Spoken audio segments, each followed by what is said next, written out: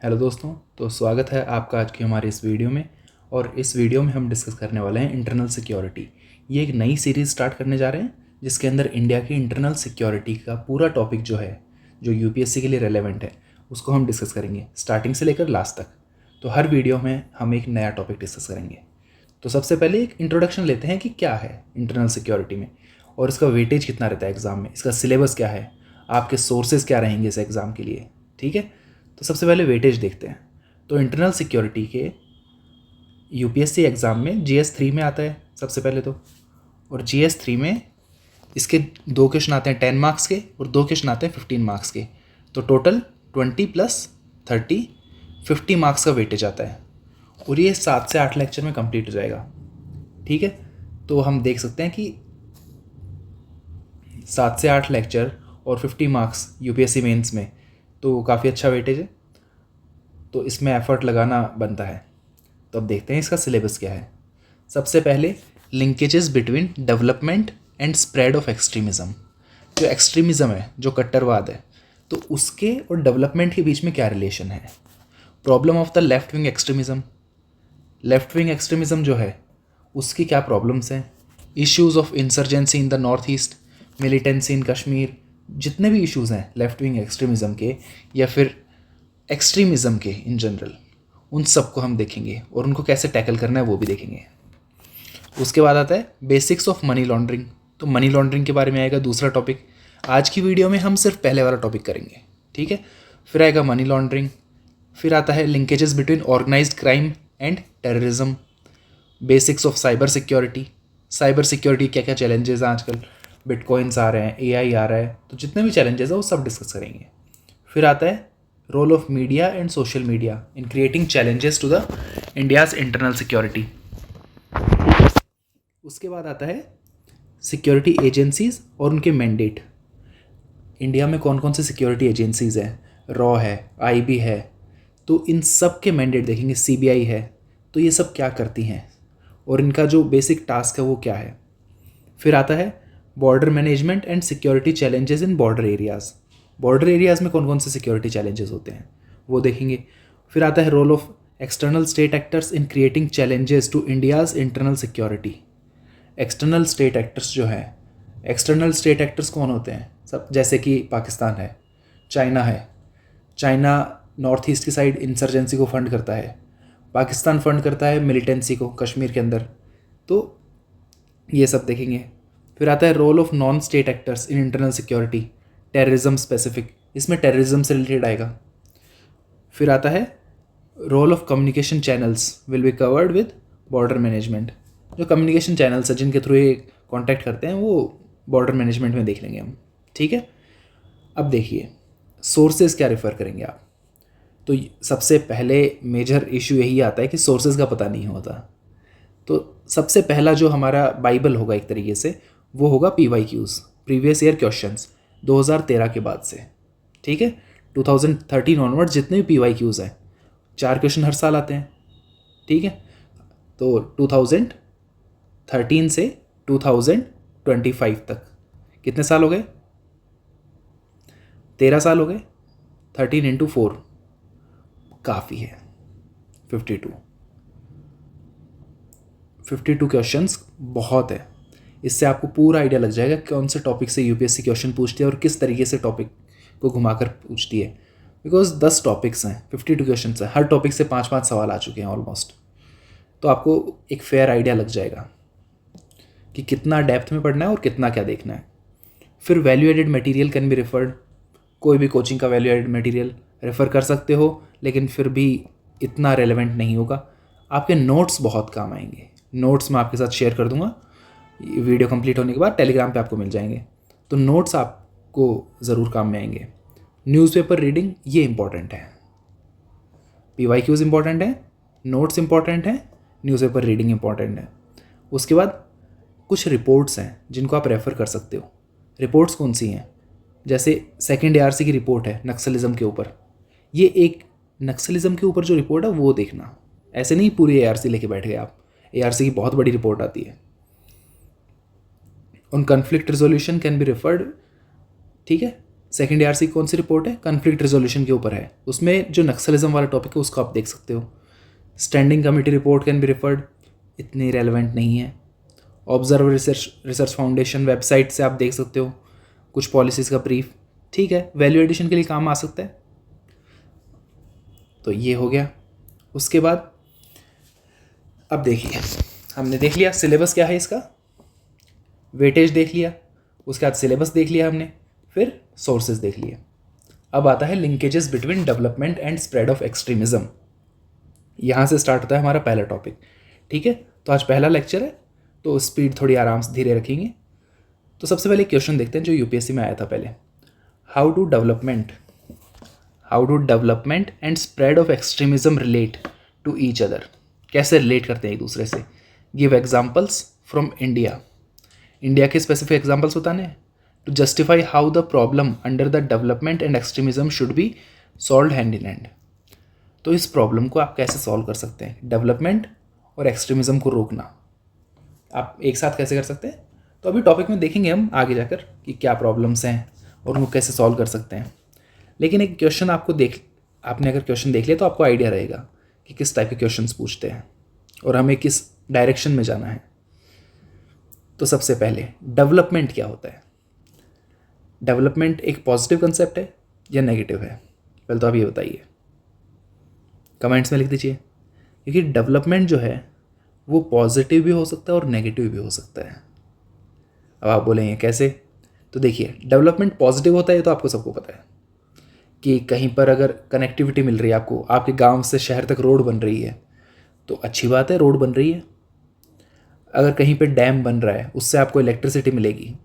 मान लीजिए ये कोई विलेज है, यहाँ पर एक डैम बन रहा है, ये डैम बन गया यहाँ पर, तो यहाँ पर इलेक्ट्रिसिटी मिलेगी इस पूरे विलेज को, अच्छी बात है। तो ये पॉजिटिव कंसेप्ट है। तो फिर नेगेटिव कैसे है, अब देखिए जैसे डैम बना तो इसके पीछे जो रिजर्वोयर बनेगा उसके अंदर पीछे के 5-7 गांव पूरे पानी में डूब गए।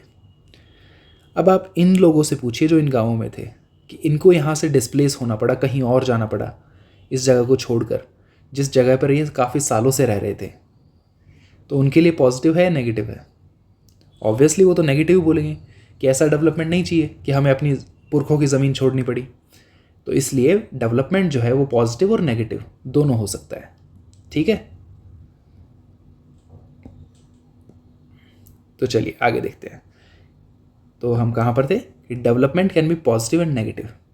अब ये डेफिनेशंस याद रखना क्योंकि डेफिनेशन बहुत हैंडी आती है एग्जाम में। आपको अगर कोई भी वर्ड मिल रहा है, कोई भी टर्म मिल रहा है एग्जाम में क्वेश्चन के अंदर, तो आप डायरेक्ट इन डेफिनेशंस को यूज़ कर सकते हो। Development is a dynamic concept that can mean different things for different people, but in general sense it refers as improvement in the living conditions in the society. कि सबके लिए अलग अलग मीनिंग हो सकती है डेवलपमेंट की, लेकिन नॉर्मली डेवलपमेंट क्या होता है, improvement in the living conditions of the society. It has multiple dimensions including social, economic and political. Multiple dimensions होती हैं, पॉलिटिकल भी होती हैं, सोशल भी होती हैं और इकोनॉमिक भी होती हैं, ठीक है। अब इसके आगे देखते हैं। Even though it is generally perceived as a positive term, normally इसको पॉजिटिव टर्म की तरह मानते हैं, लेकिन a flawed process of development में रिजल्ट इन अनइंटेंडेड कॉन्सिक्वेंसेज। अगर डेवलपमेंट आप सही तरीके से नहीं कर रहे हैं तो उसके कुछ ऐसे कॉन्सिक्वेंसेज हो सकते हैं जो काफ़ी हार्मफुल हो सकते हैं सोसाइटी के लिए, ठीक है। जैसे example, the displacement of indigenous communities due to the developmental project. जैसे हमने देखा था डैम वाला, तो डैम डेवलपमेंट के टाइम पे क्या हुआ कि वहाँ पर जो कम्युनिटीज़ रहती थी उनको वहाँ से हटा दिया गया, डिस्प्लेस कर दिया गया, तो उनके लिए डेवलपमेंट जो है वो गलत होगा। तो अगर आपने डेवलपमेंट सही तरीके से नहीं किया, सही प्रोसेस के थ्रू नहीं किया, तो कुछ उसके ऐसे कॉन्सिक्वेंसेज होंगे, कुछ ऐसे नतीजे होंगे जो काफ़ी हार्मफुल हो सकते हैं बाकी लोगों के लिए। एक सेक्शन ऑफ सोसाइटी को आप हैप्पी कर सकते हो, उनको प्लीज़ कर सकते हो कि देखिए डेवलपमेंट हो रहा है, लेकिन कुछ ऐसे लोग भी होंगे जिनके साथ कुछ गलत हो जाएगा उस डेवलपमेंट की वजह से, ठीक है। तो अब आते हैं, डेवलपमेंट हो गया, अब देखते हैं एक्सट्रीमिज़म। एक्सट्रीमिज़म क्या होता है। एक्सट्रीमिज़म देखिए, पहले इसमें क्या वर्ड है, एक्सट्रीम। एक्सट्रीम क्या होता है? आप कोई भी एक साइड को बहुत एक्सट्रीमली सपोर्ट करते हो, ठीक है। एक्सट्रीमिज्म अगर आप हिंदी में देखें तो कट्टरवाद जो आता है, आप उसमें देखिए एक्सट्रीमिज्म। और एक्सट्रीमिज्म सिर्फ एक नेगेटिव कंसेप्ट है। अगर आप कोई भी कंसेप्ट को बहुत स्ट्रांगली प्रमोट कर रहे हो यूजिंग वायलेंट मीन्स, तो वो एक्सट्रीमिज्म होगा, ठीक है। Extremism refers to a situation wherein the individual or a group possesses extreme views and thoughts without the scope of entertaining the views of and opinions of others। कि आप दूसरों की, लोगों की, जैसे कोई भी अगर बोले कि हमारे ये व्यू हैं, आप उसको सुनना ही नहीं चाह रहे और आप सिर्फ अपना व्यू बता रहे हो कि मैं ये मानता हूँ और यही सही है, और उसको बहुत एक्सट्रीम। और आपके व्यूज़ जो हैं वो ऐसे नहीं कि नॉर्मल व्यूज़ हैं, बहुत एक्सट्रीम व्यूज़ हैं। जैसे होमोसेक्सुअलिटी है, एक तो ये आता है कि आप उसको समझते नहीं हो उस कंसेप्ट को, तो आप डिबेट करना चाहते हो। एक ये आता है कि कोई भी अगर होमोसेक्सुअल रिलेशन में रहेगा तो आप उसको मारना चाहेंगे। तो जो मारने वाला है that is the extreme view, वो एक्सट्रीमिज्म के अंदर आता है। अगर आपके नॉर्मल व्यूज़ है कि आपको समझ में नहीं आ रहा, आपको लग रहा है सोसाइटी पे इम्पैक्ट होगा, आप डिबेट करना चाह रहे हैं इस इश्यू पे, वो एक्सट्रीमिज्म नहीं है। लेकिन अगर आप एक्सट्रीम व्यूज़ रख रहे हैं एक साइड को सपोर्ट करने के लिए या उसको अपोज करने के लिए, तो वो एक्सट्रीमिज्म आएगा। Individuals with an extremist ideology do not refrain from taking extreme actions including resort to violence. वो वायलेंस का भी यूज़ कर सकते हैं। वो एक्सट्रीम व्यूज़ ही नहीं है उनके, उनके जो स्टेप्स हैं वो भी एक्सट्रीम हो सकते हैं, जो एक्शंस हैं वो भी एक्सट्रीम हो सकते हैं, और उसके अंदर वो वायलेंस के ऊपर भी उतर सकते हैं, ठीक है, अपने ऑब्जेक्टिव को अचीव करने के लिए, टू अचीव देयर ऑब्जेक्टिव। अब देखिए आगे, extremism may manifest itself into various forms. Extremism अपने आप को कई फॉर्म्स में मैनिफेस्ट कर सकता है, मतलब ये एक्सट्रीमिज्म कई रूपों में देखा जाता है। There are different branches in which extremism is seen. ये हैं लेफ्ट विंग एक्सट्रीमिज्म, ये नक्सलिज्म होता है, नक्सलिज्म हो गया। रिलीजियस फंडामेंटलिज्म, धार्मिक कट्टरवाद। टेररिज्म, इंसर्जेंसी, मिलिटेंसी, फासिज्म, ठीक है। ये सब एक्सट्रीमिज्म के टाइप्स हैं, ये अलग अलग टाइप्स के होते हैं एक्सट्रीमिज्म। कि अगर कोई रिलीजन को लेकर एक्सट्रीमिस्ट रहता है तो उसको रिलीजियस फंडामेंटलिज्म बोलेंगे, ठीक है। अब आगे देखिए, अब जो एक्सट्रीमिज्म है वो प्रमोट कैसे होता है? डेवलपमेंट से होता है। ये डेवलपमेंट अगर कहीं पे ना हो तो एक्सट्रीमिज्म होता है। तो इसके दोनों साइड्स को देखते हैं हम। सबसे पहले, how extremism will lead to under development या माल डेवलपमेंट। अगर कहीं पे एक्सट्रीमिज्म है, मतलब वहाँ पर लोगों की आइडियोलॉजी एक्सट्रीम है, तो वहाँ पर डेवलपमेंट नहीं होगा, अंडर डेवलपमेंट होगा वहाँ पर। अंडर डेवलपमेंट मतलब डेवलपमेंट नहीं हो रहा। तो उसकी वजह, जैसे उससे क्या होगा कि जो फिजिकल इंफ्रास्ट्रक्चर है वो डिस्ट्रॉय होगा। Destruction of physical infrastructure, destruction of social capital, adversely affect the trade and commerce, economy, tourism, business sentiments. तो देखिए, अगर कहीं पे एक्सट्रीमिज्म है तो उसके वजह से क्या होगा, जो फिजिकल इंफ्रास्ट्रक्चर है, क्या करेंगे लोग जो एक्सट्रीमिस्ट व्यू रखते हैं, वो बिल्डिंग्स को तोड़ेंगे, अटैक करेंगे, स्कूल्स को डिस्टर्ब कर देंगे, हॉस्पिटल को तोड़ फोड़ करेंगे। तो सबसे पहले तो फिजिकल इंफ्रास्ट्रक्चर डैमेज होगा। बसेस को आग लगा दी तो फिजिकल इंफ्रास्ट्रक्चर ही तो है बसेस। दूसरा, सोशल कैपिटल जो है वो डिस्ट्रॉय हो जाएगी, और जो डेमोग्राफिक डिविडेंड है उस एरिया का वो बहुत इम्पैक्ट होगा। देखिए, अगर कोई भी एक्सट्रीमिस्ट आइडियोलॉजी अगर किसी की ग्रुप की है तो वो क्या चाहेंगे कि उनके पास नए रिक्रूट्स हों, यंग और एनर्जेटिक लोग हों। तो वो जो रीजन है जहाँ पे एक्सट्रीमिस्ट आइडियोलॉजी वाले लोग रहते हैं या एक्सट्रीमिज़म प्रमोट हो रखा है, वहाँ पर क्या होगा, जो यूथ है, जो डेमोग्राफिक डिविडेंड है उस एरिया का, वो एक्सट्रीमिज़म की तरफ इंक्लाइंड हो जाएगा, जिसकी वजह से सोशल कैपिटल डिस्ट्रॉय हो जाएगी वहाँ पर, ये एडवर्सली अफेक्ट होगी। जो कोई भी अगर ट्रेडर है, कोई व्यापारी है, वो क्या चाहते हैं कि ट्रेड उनकी आराम से हो सके, थोड़ा शांत एरिया हो, वहाँ पर उन्हें सिक्योरिटी का डर ना हो कि अगर आज उन्होंने फैक्ट्री लगाई तो कल उनकी फैक्ट्री को कोई आग नहीं लगाए। इतनी सिक्योरिटी तो चाहिए। तो ट्रेड अफेक्ट होगी, इकोनॉमी अफेक्ट होगी वहाँ की। ट्रेड अफेक्ट होगी तो इकोनॉमी भी होगी।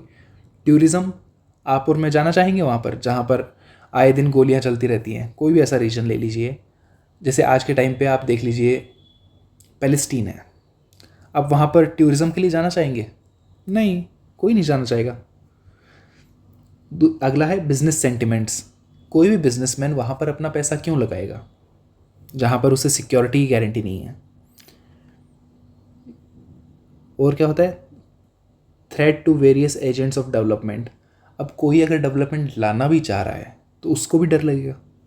जैसे सिविल सर्वेंट्स हैं, वो सोचेंगे अपनी जान बचाओ, क्यों डेवलपमेंट में लग रहे हो, यहाँ पे जो चल रहा है चलने दो, यही होगा।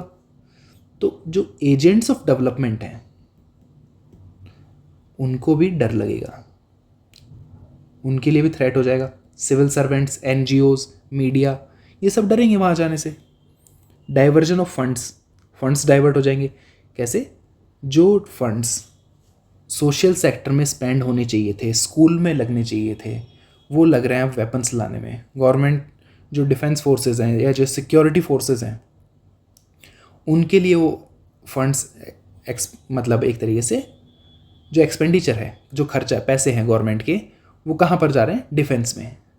जबकि वो कहाँ जाने चाहिए थे? सोशल सेक्टर में, स्कूल्स, हॉस्पिटल्स, अलग अलग एम्प्लॉयमेंट अपॉर्चुनिटीज़ बनाने के लिए, इन सब में जाने चाहिए थे, और वो जा रहे हैं डिफेंस के अंदर, लड़ाई करने के अंदर। The state may use force to overcome extremism often resulting in collateral damage.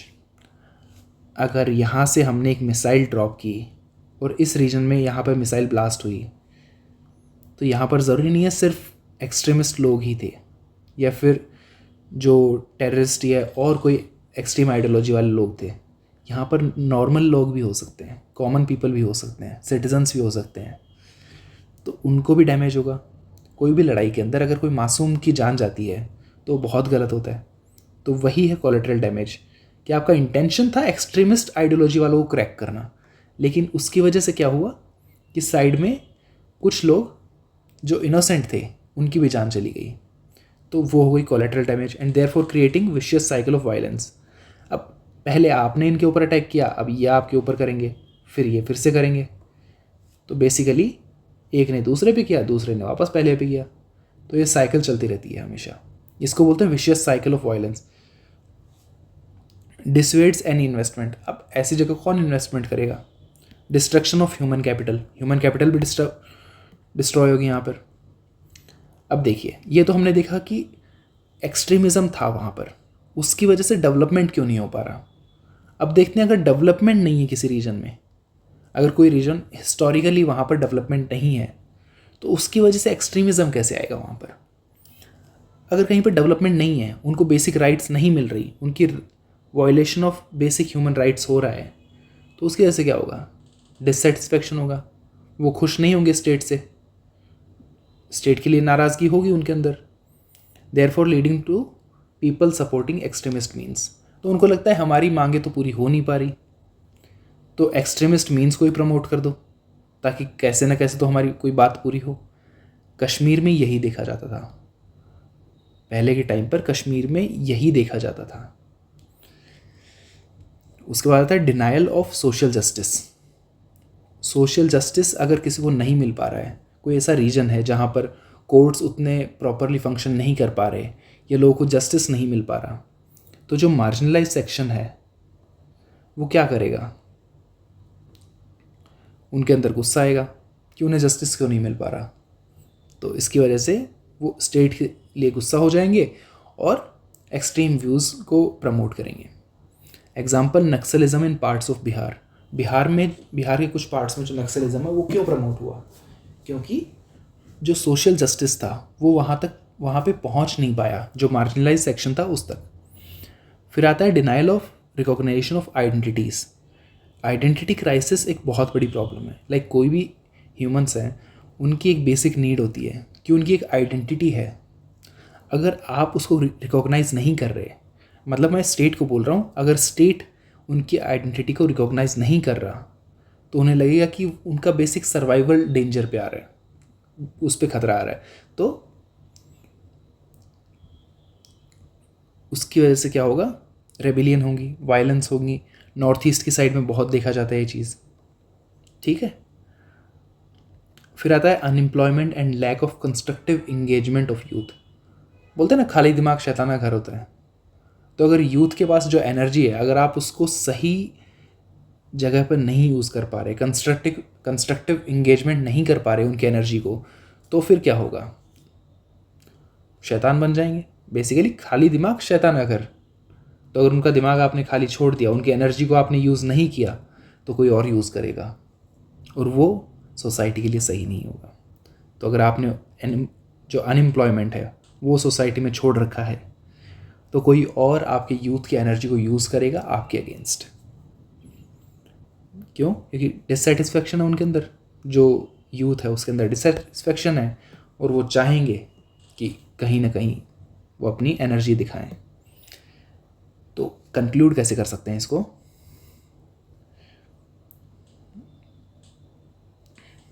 देखिए, दो स्कूल ऑफ थॉट है। Only way to break this vicious cycle of violence is to tackle extremism with the use of force and development would naturally follow. पहली जो school of thought है वो क्या बोलती है कि पहले तो एक्सट्रीमिज्म को टैकल करो।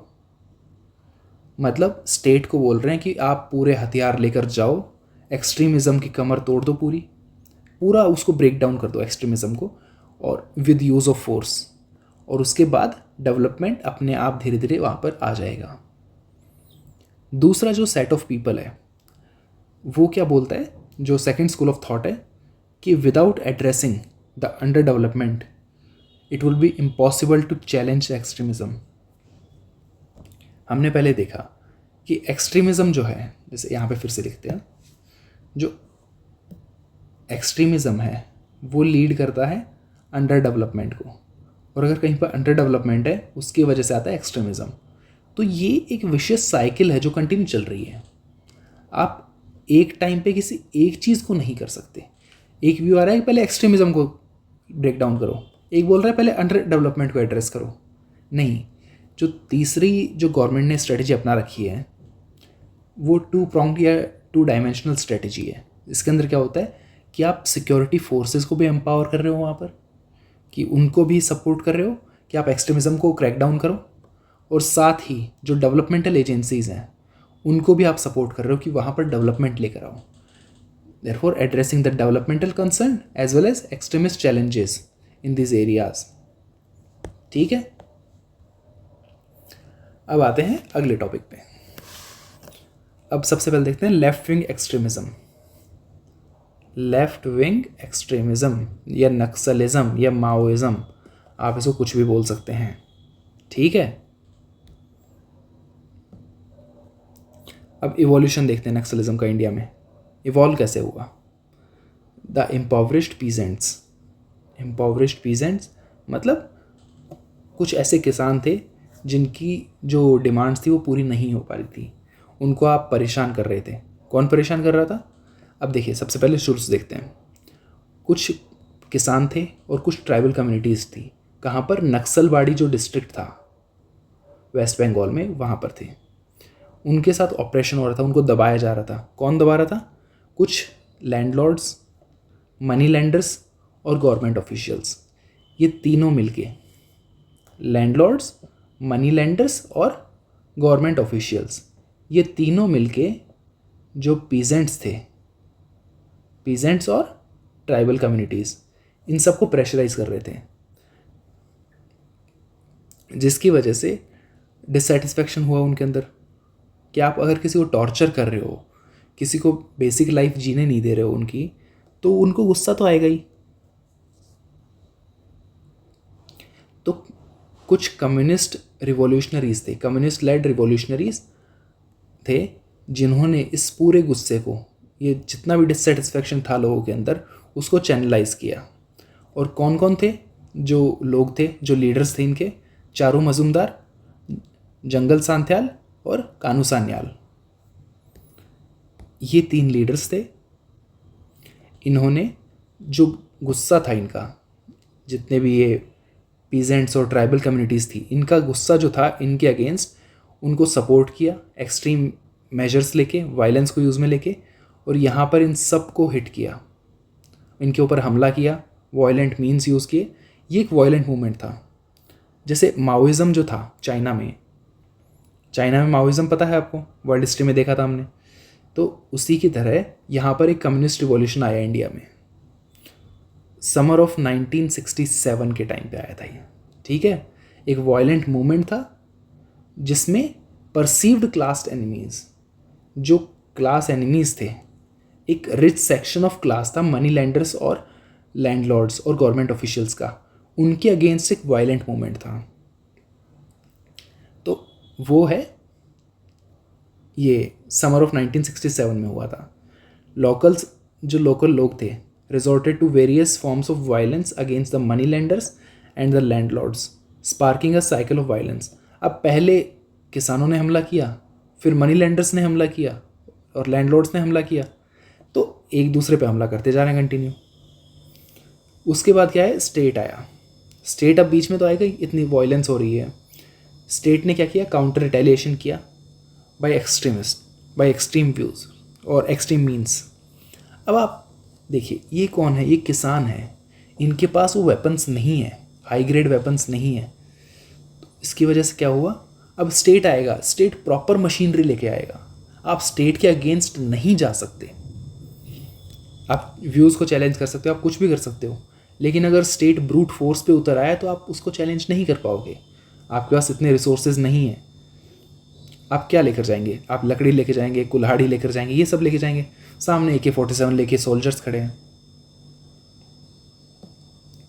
ठीक है, तो स्टेट ने जब रिटेलिएशन किया तो स्टेट ने कुछ दिनों के अंदर पूरा मूवमेंट सप्रेस कर दिया था।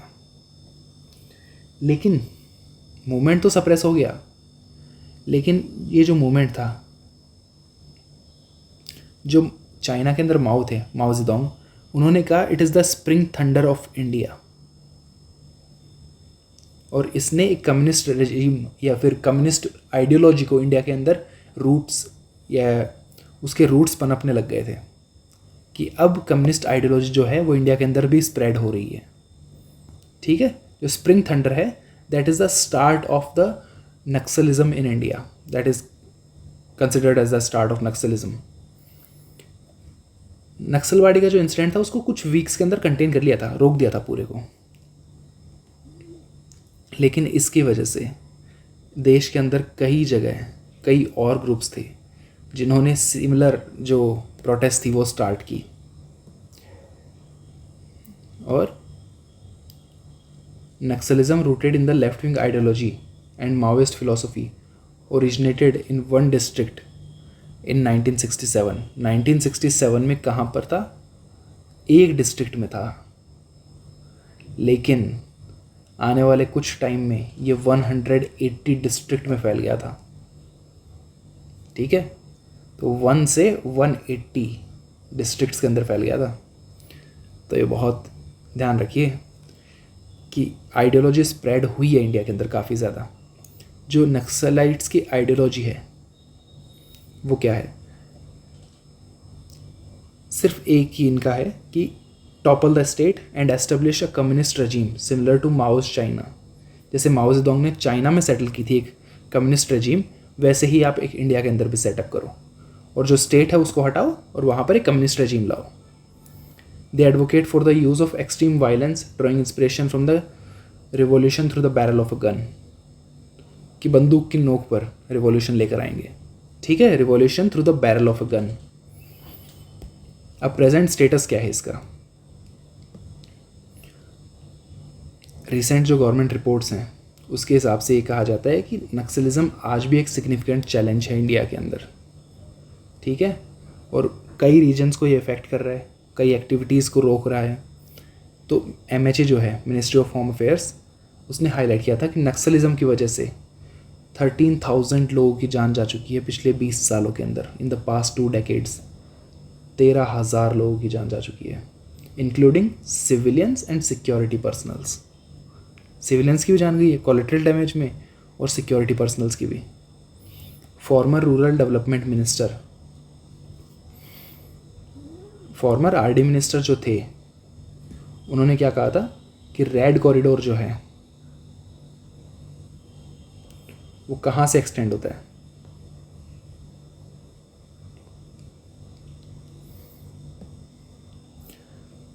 X tends from Tirupati to Pashupati. Tirupati आपको पता है साउथ में है, और पशुपति, पशुपतिनाथ मंदिर नेपाल, तो नेपाल से लेकर तमिलनाडु। सो बेसिकली इसको कहा जाता है red corridor extends from Tirupati to Pashupati, indicating the wide spread geographic influence of the movement. ठीक है, initially rooted in agrarian and caste issues. Starting में क्या था कि एग्रेरियन और कास्ट इश्यूज ही थे इसके अंदर, लेकिन आगे जाके इसने अपना एजेंडा एक्सपेंड किया और बाकी सोसाइटल जो कंसर्न्स थे। देखिए कोई मूवमेंट है वो इनिशियली स्टार्ट एक पॉइंट को लेकर होता है, लेकिन बाद में अगर उन्हें दिखता है कि इस चीज़ को लेकर भी सोसाइटी में प्रॉब्लम्स हैं, तो हम इस इश्यू को भी रेज़ करते हैं ताकि और लोग हमसे जुड़ें और हमारा मूवमेंट और स्ट्रॉन्ग हो। ठीक है, तो एक तरीके से फ्यूल का काम करते हैं कि एक्स्ट्रा फ्यूल के लिए उन्होंने बाकी मूवमेंट्स भी बाकी इश्यूज़ को भी लेना स्टार्ट किया। Originally it was concentrated to the rural areas in West Bengal and Orissa. पहले कहाँ पर था? रूरल एरियाज में, वेस्ट बंगाल और उड़ीसा के। It has gradually extended its reach to under developed rural and urban regions in other states. अब देखिए, सबसे पहले वेस्ट बंगाल और उड़ीसा ये दो जगह थी, लेकिन बाद में इसने क्या किया, और इनके भी रूरल एरियाज़, लेकिन बाद में क्या किया, बाकी जो कंट्री में जितने भी और एरियाज़ हैं जहाँ पर डेवलपमेंट कम है और जो अर्बन एरियाज़ हैं जहाँ पर डेवलपमेंट कम है, उन सबको भी इंक्लूड किया। Despite it's regional origin, rural origin, Naxalism continued to receive support from segments of urban intellectual classes। Rural origin था, स्टार्टिंग में गाँव में स्टार्ट हुआ था, लेकिन धीरे धीरे इसने अर्बन जो इंटेलेक्चुअल क्लास थी उनका भी सपोर्ट लेना स्टार्ट कर दिया। Recent assessment suggests that government's counter-insurgency operations have made some progress in containing Naxalism। Government के जो स्टेप्स आ रहे हैं वो काफ़ी अच्छे आ रहे हैं और इसकी वजह से उन्होंने कंटेन किया है नक्सलिज्म को काफ़ी एक्सटेंड तक, लेकिन movements ability to sustain itself through the local grievances and external support remains a challenge. आज भी अंडर डेवलपमेंट की प्रॉब्लम्स कई जगह हैं, जिसकी वजह से गवर्नमेंट इसको पूरी तरीके से क्रैक डाउन नहीं कर पाई है, क्योंकि अगर अंडर डेवलपमेंट कहीं पर रह गया तो फिर क्या होगा, एक्सट्रीमिज़म फिर से वहाँ पर स्टार्ट हो जाएगा, क्योंकि अंडरलाइन लोगों को तो पता ही है कि वहाँ पर क्या प्रॉब्लम्स थी और उन्होंने पिछली बार क्या मेथड यूज़ किया था। तो अगर गवर्नमेंट उस डेवलपमेंट को नहीं ला पा रही है, वहाँ पर जो रूट कॉज है अंडर डेवलपमेंट उसको एड्रेस नहीं कर पा रही है, तो उसकी वजह से क्या होगा, एक्सट्रीमिज़म फिर से आ जाएगा, नक्सलिज्म फिर से पनपने लग जाएगा। ठीक है, तो अब आगे देखते हैं। अब phases of evolution. Naxalism India में अलग अलग फेजेस के अंदर इवॉल्व हुआ था।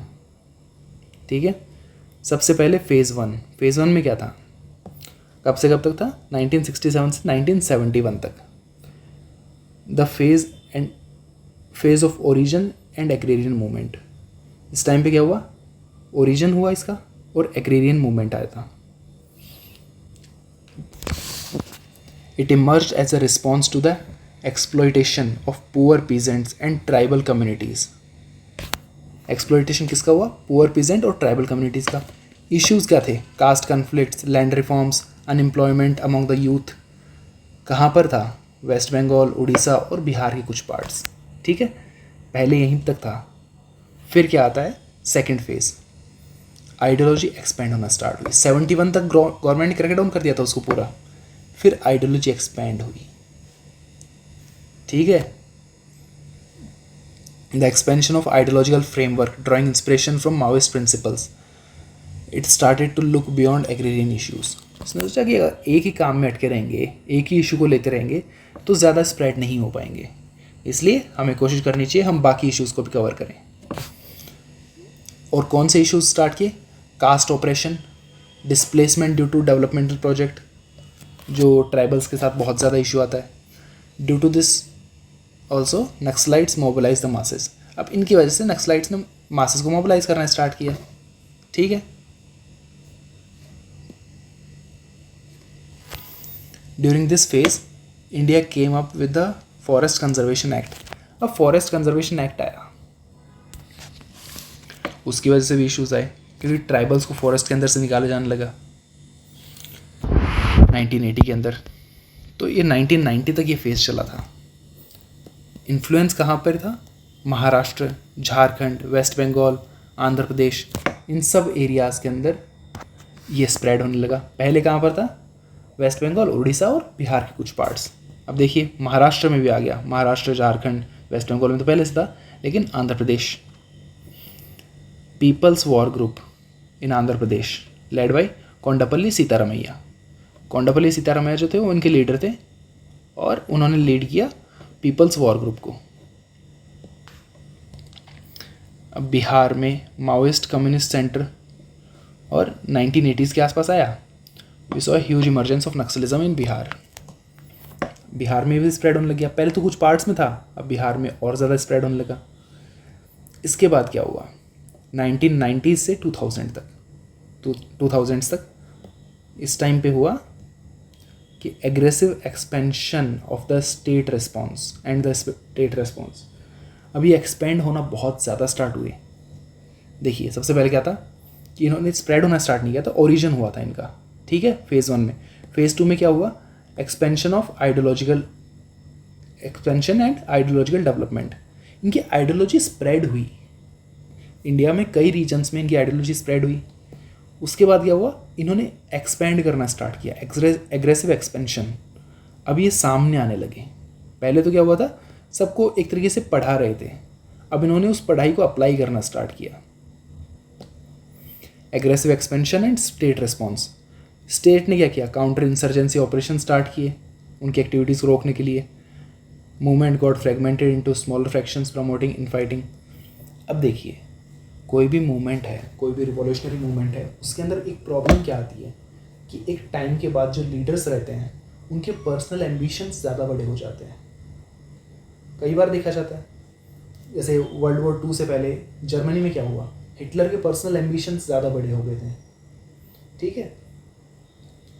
तो वैसे ही यहाँ पर क्या हुआ, गवर्नमेंट ने जैसे इनको कर्व करना स्टार्ट किया, गवर्नमेंट ने सप्रेस करना स्टार्ट किया, फोर्स को यूज़ करके काउंटर इंसर्जेंसी ऑपरेशन स्टार्ट किया नक्सलिज्म के अगेंस्ट, तो उसकी वजह से क्या हुआ कि जो पूरा मूवमेंट था वो कई टुकड़ों में टूट गया और कई छोटे छोटे फ्रैक्शंस बन गए उसके अंदर। उसके वजह से क्या हुआ कि दो फ्रैक्शंस आपस में लड़ाई करने लग गए, छोटे छोटे जो फ्रैक्शंस थे वो आपस में लड़ने लग गए। तो अब और लड़ाई क्यों हुई कि आइडियोलॉजिकल डिफरेंसेस थे कि हम इस चीज़ को सपोर्ट कर रहे हैं, वो बोल रहे हैं हम इसको कर रहे हैं, वो आपस में लड़ रहे हैं, ठीक है। इसकी वजह से मूवमेंट तो वीक हो रहा था। लेकिन इनके देखिए इश्यूज क्या थे। अब मूवमेंट वीक हो रहा था वो तो हमें समझ में आ गया, लेकिन इनके इश्यूज क्या थे इस टाइम पे? Increasing inequality in the society और displacement induce due to developmental projects. तो बेसिकली ये इनइक्वालिटी और डिस्प्लेसमेंट, ये दो इश्यूज थे, ठीक है। रीजन्स कौन से थे, कौन से रीजन में थे? छत्तीसगढ़, कर्नाटका, महाराष्ट्र, झारखंड, इन 4 रीजन्स में थे। मतलब यहाँ पर स्प्रेड हुए, जहाँ पर पहले थे वो तो अभी भी हैं, वेस्ट बंगाल है, उड़ीसा है, बिहार है, ये सब हैं, लेकिन छत्तीसगढ़, कर्नाटका, महाराष्ट्र और झारखंड। अब देखिए थोड़े टाइम बाद अक्ल तो सबको आती है, सुबह का भूला अगर शाम को घर आ जाए तो उसे भूला नहीं कहते। वैसे ही 2004 तक उन्हें समझ में आ गया था कि गवर्नमेंट क्या कर रही है, कि उनको अलग अलग फ्रैक्शंस में तोड़ रही है और वो आपस में लड़ाई कर रहे हैं। तो 2004 में उनके पास दिमाग आया और उन्होंने क्या किया, जितने भी स्प्लिंटर ग्रुप्स थे, जितने भी छोटे छोटे ग्रुप्स बने थे उनके, उन सब को ज्वाइन किया और एक मूवमेंट को अलग स्केल पे उन्होंने स्टार्ट किया। फिर क्या होता है, 2004 से इनकी पावर थोड़ी बढ़ना स्टार्ट हुई। अब एक फेज़ आता है या फिर एक इंसिडेंट आता है, दंतेवाड़ा। दंतेवाड़ा का इंसिडेंट याद है आपको? तो बात है 6 अप्रैल 2010 की, ठीक है। 6 अप्रैल 2010 की। इस टाइम पे क्या हुआ कि जो नक्सलाइट्स थे उन्होंने एक सीआरपीएफ का कॉन्वॉय जा रहा था उसके ऊपर अटैक किया और 76 जो पर्सनल्स थे, सीआरपीएफ पर्सनल्स थे, उनकी जान गई इसके अंदर और एक स्टेट पुलिसमैन की। ये जो डिस्पैरिटी है कि 76 और 1, ये हम आगे देखेंगे, ये आगे एक अलग इशू है, लेकिन 77 सिक्योरिटी पर्सनल्स की जान गई थी उस एक इंसिडेंट में। तो इसकी वजह से एक वेकिंग कॉल था गवर्नमेंट के लिए, ये बहुत बड़ा एक मैनेस हो चुका है, बहुत नाटक कर लिया, अब इनको पूरा क्रैकडाउन करना ही होगा। तो 2010 से आज तक इनका ग्रेजुअली डिक्लाइन हो रहा है कि गवर्नमेंट ने प्रॉपर फोर्स यूज़ किया है। जो 2000 के आसपास ये रीमर्ज हुआ था, अब गवर्नमेंट ने क्या किया कि इसको पूरा क्रैकडाउन करना स्टार्ट किया है। तो उसके बाद 2010 के बाद, इस इंसिडेंट के बाद इनका ग्रेजुअल डिक्लाइन होना स्टार्ट हो गया। अब इस टाइम पे इनकी इश्यूज़ क्या थे? Local grievances, tribal displacement, resource exploitation by corporate entities, ठीक है। और रीजन्स ऑफ इन्फ्लुएंस कौन से हैं? Chhattisgarh, Orissa, Jharkhand, certain parts of Maharashtra, Kerala and UP. The state came back with full force through coordinated actions of the state and central forces. सब मिलकर आए और पूरा क्रैकडाउन किया इसको। अब factors leading to the rise of Naxalism. Naxalism के राइज को कौन से फैक्टर्स हैं जो लीड करते हैं? अब देखिए, लैंड रिलेटेड फैक्टर्स हैं। सबसे लैंड रिलेटेड फैक्टर क्या है कि ज़मीन को लेकर क्या इश्यूज़ आ रहे हैं जिसकी वजह से नक्सलिज्म राइज हो रहा था। पहला फैक्टर था displacement of the local population due to various developmental projects has led to the dissatisfaction and anger against the Indian state. 40% of the people displaced post independence are Adivasis. ये एक बहुत बड़ा पॉइंट है कि जितने भी लोग डिस्प्लेस हो रहे हैं, डेवलपमेंट तो हर जगह हो रहा है, लेकिन 40% जो लोग डिस्प्लेस हो रहे हैं वो आदिवासीज हैं, ठीक है। Most of the mineral rich regions where a large number of mining companies have set up businesses resulting in the displacement of the local population और the locals, eviction of tribals and other forest dwellers from the forest, derecognizing their rights over the forest produce। तो forest rights act जो था उसकी वजह से issues आ रहे हैं। Private companies आ रही हैं यहाँ पर, फॉरेस्ट ड्वेलर्स, इनको परेशानी हो रही है। लैंड ग्रैबिंग हो रही है, मनी लैंडर्स जो हैं वो हड़प लेते हैं उनकी ज़मीन को, आउटसाइडर्स जो हैं वो आकर यहाँ पर रहने लग गए, सोर्स ऑफ डिससेटिस्फैक्शन हो गया। अब ये हो गए लैंड रिलेटेड फैक्टर्स। अब डेवलपमेंट रिलेटेड फैक्टर्स भी हैं, देखते हैं कौन से। Wide spread poverty and economic inequality.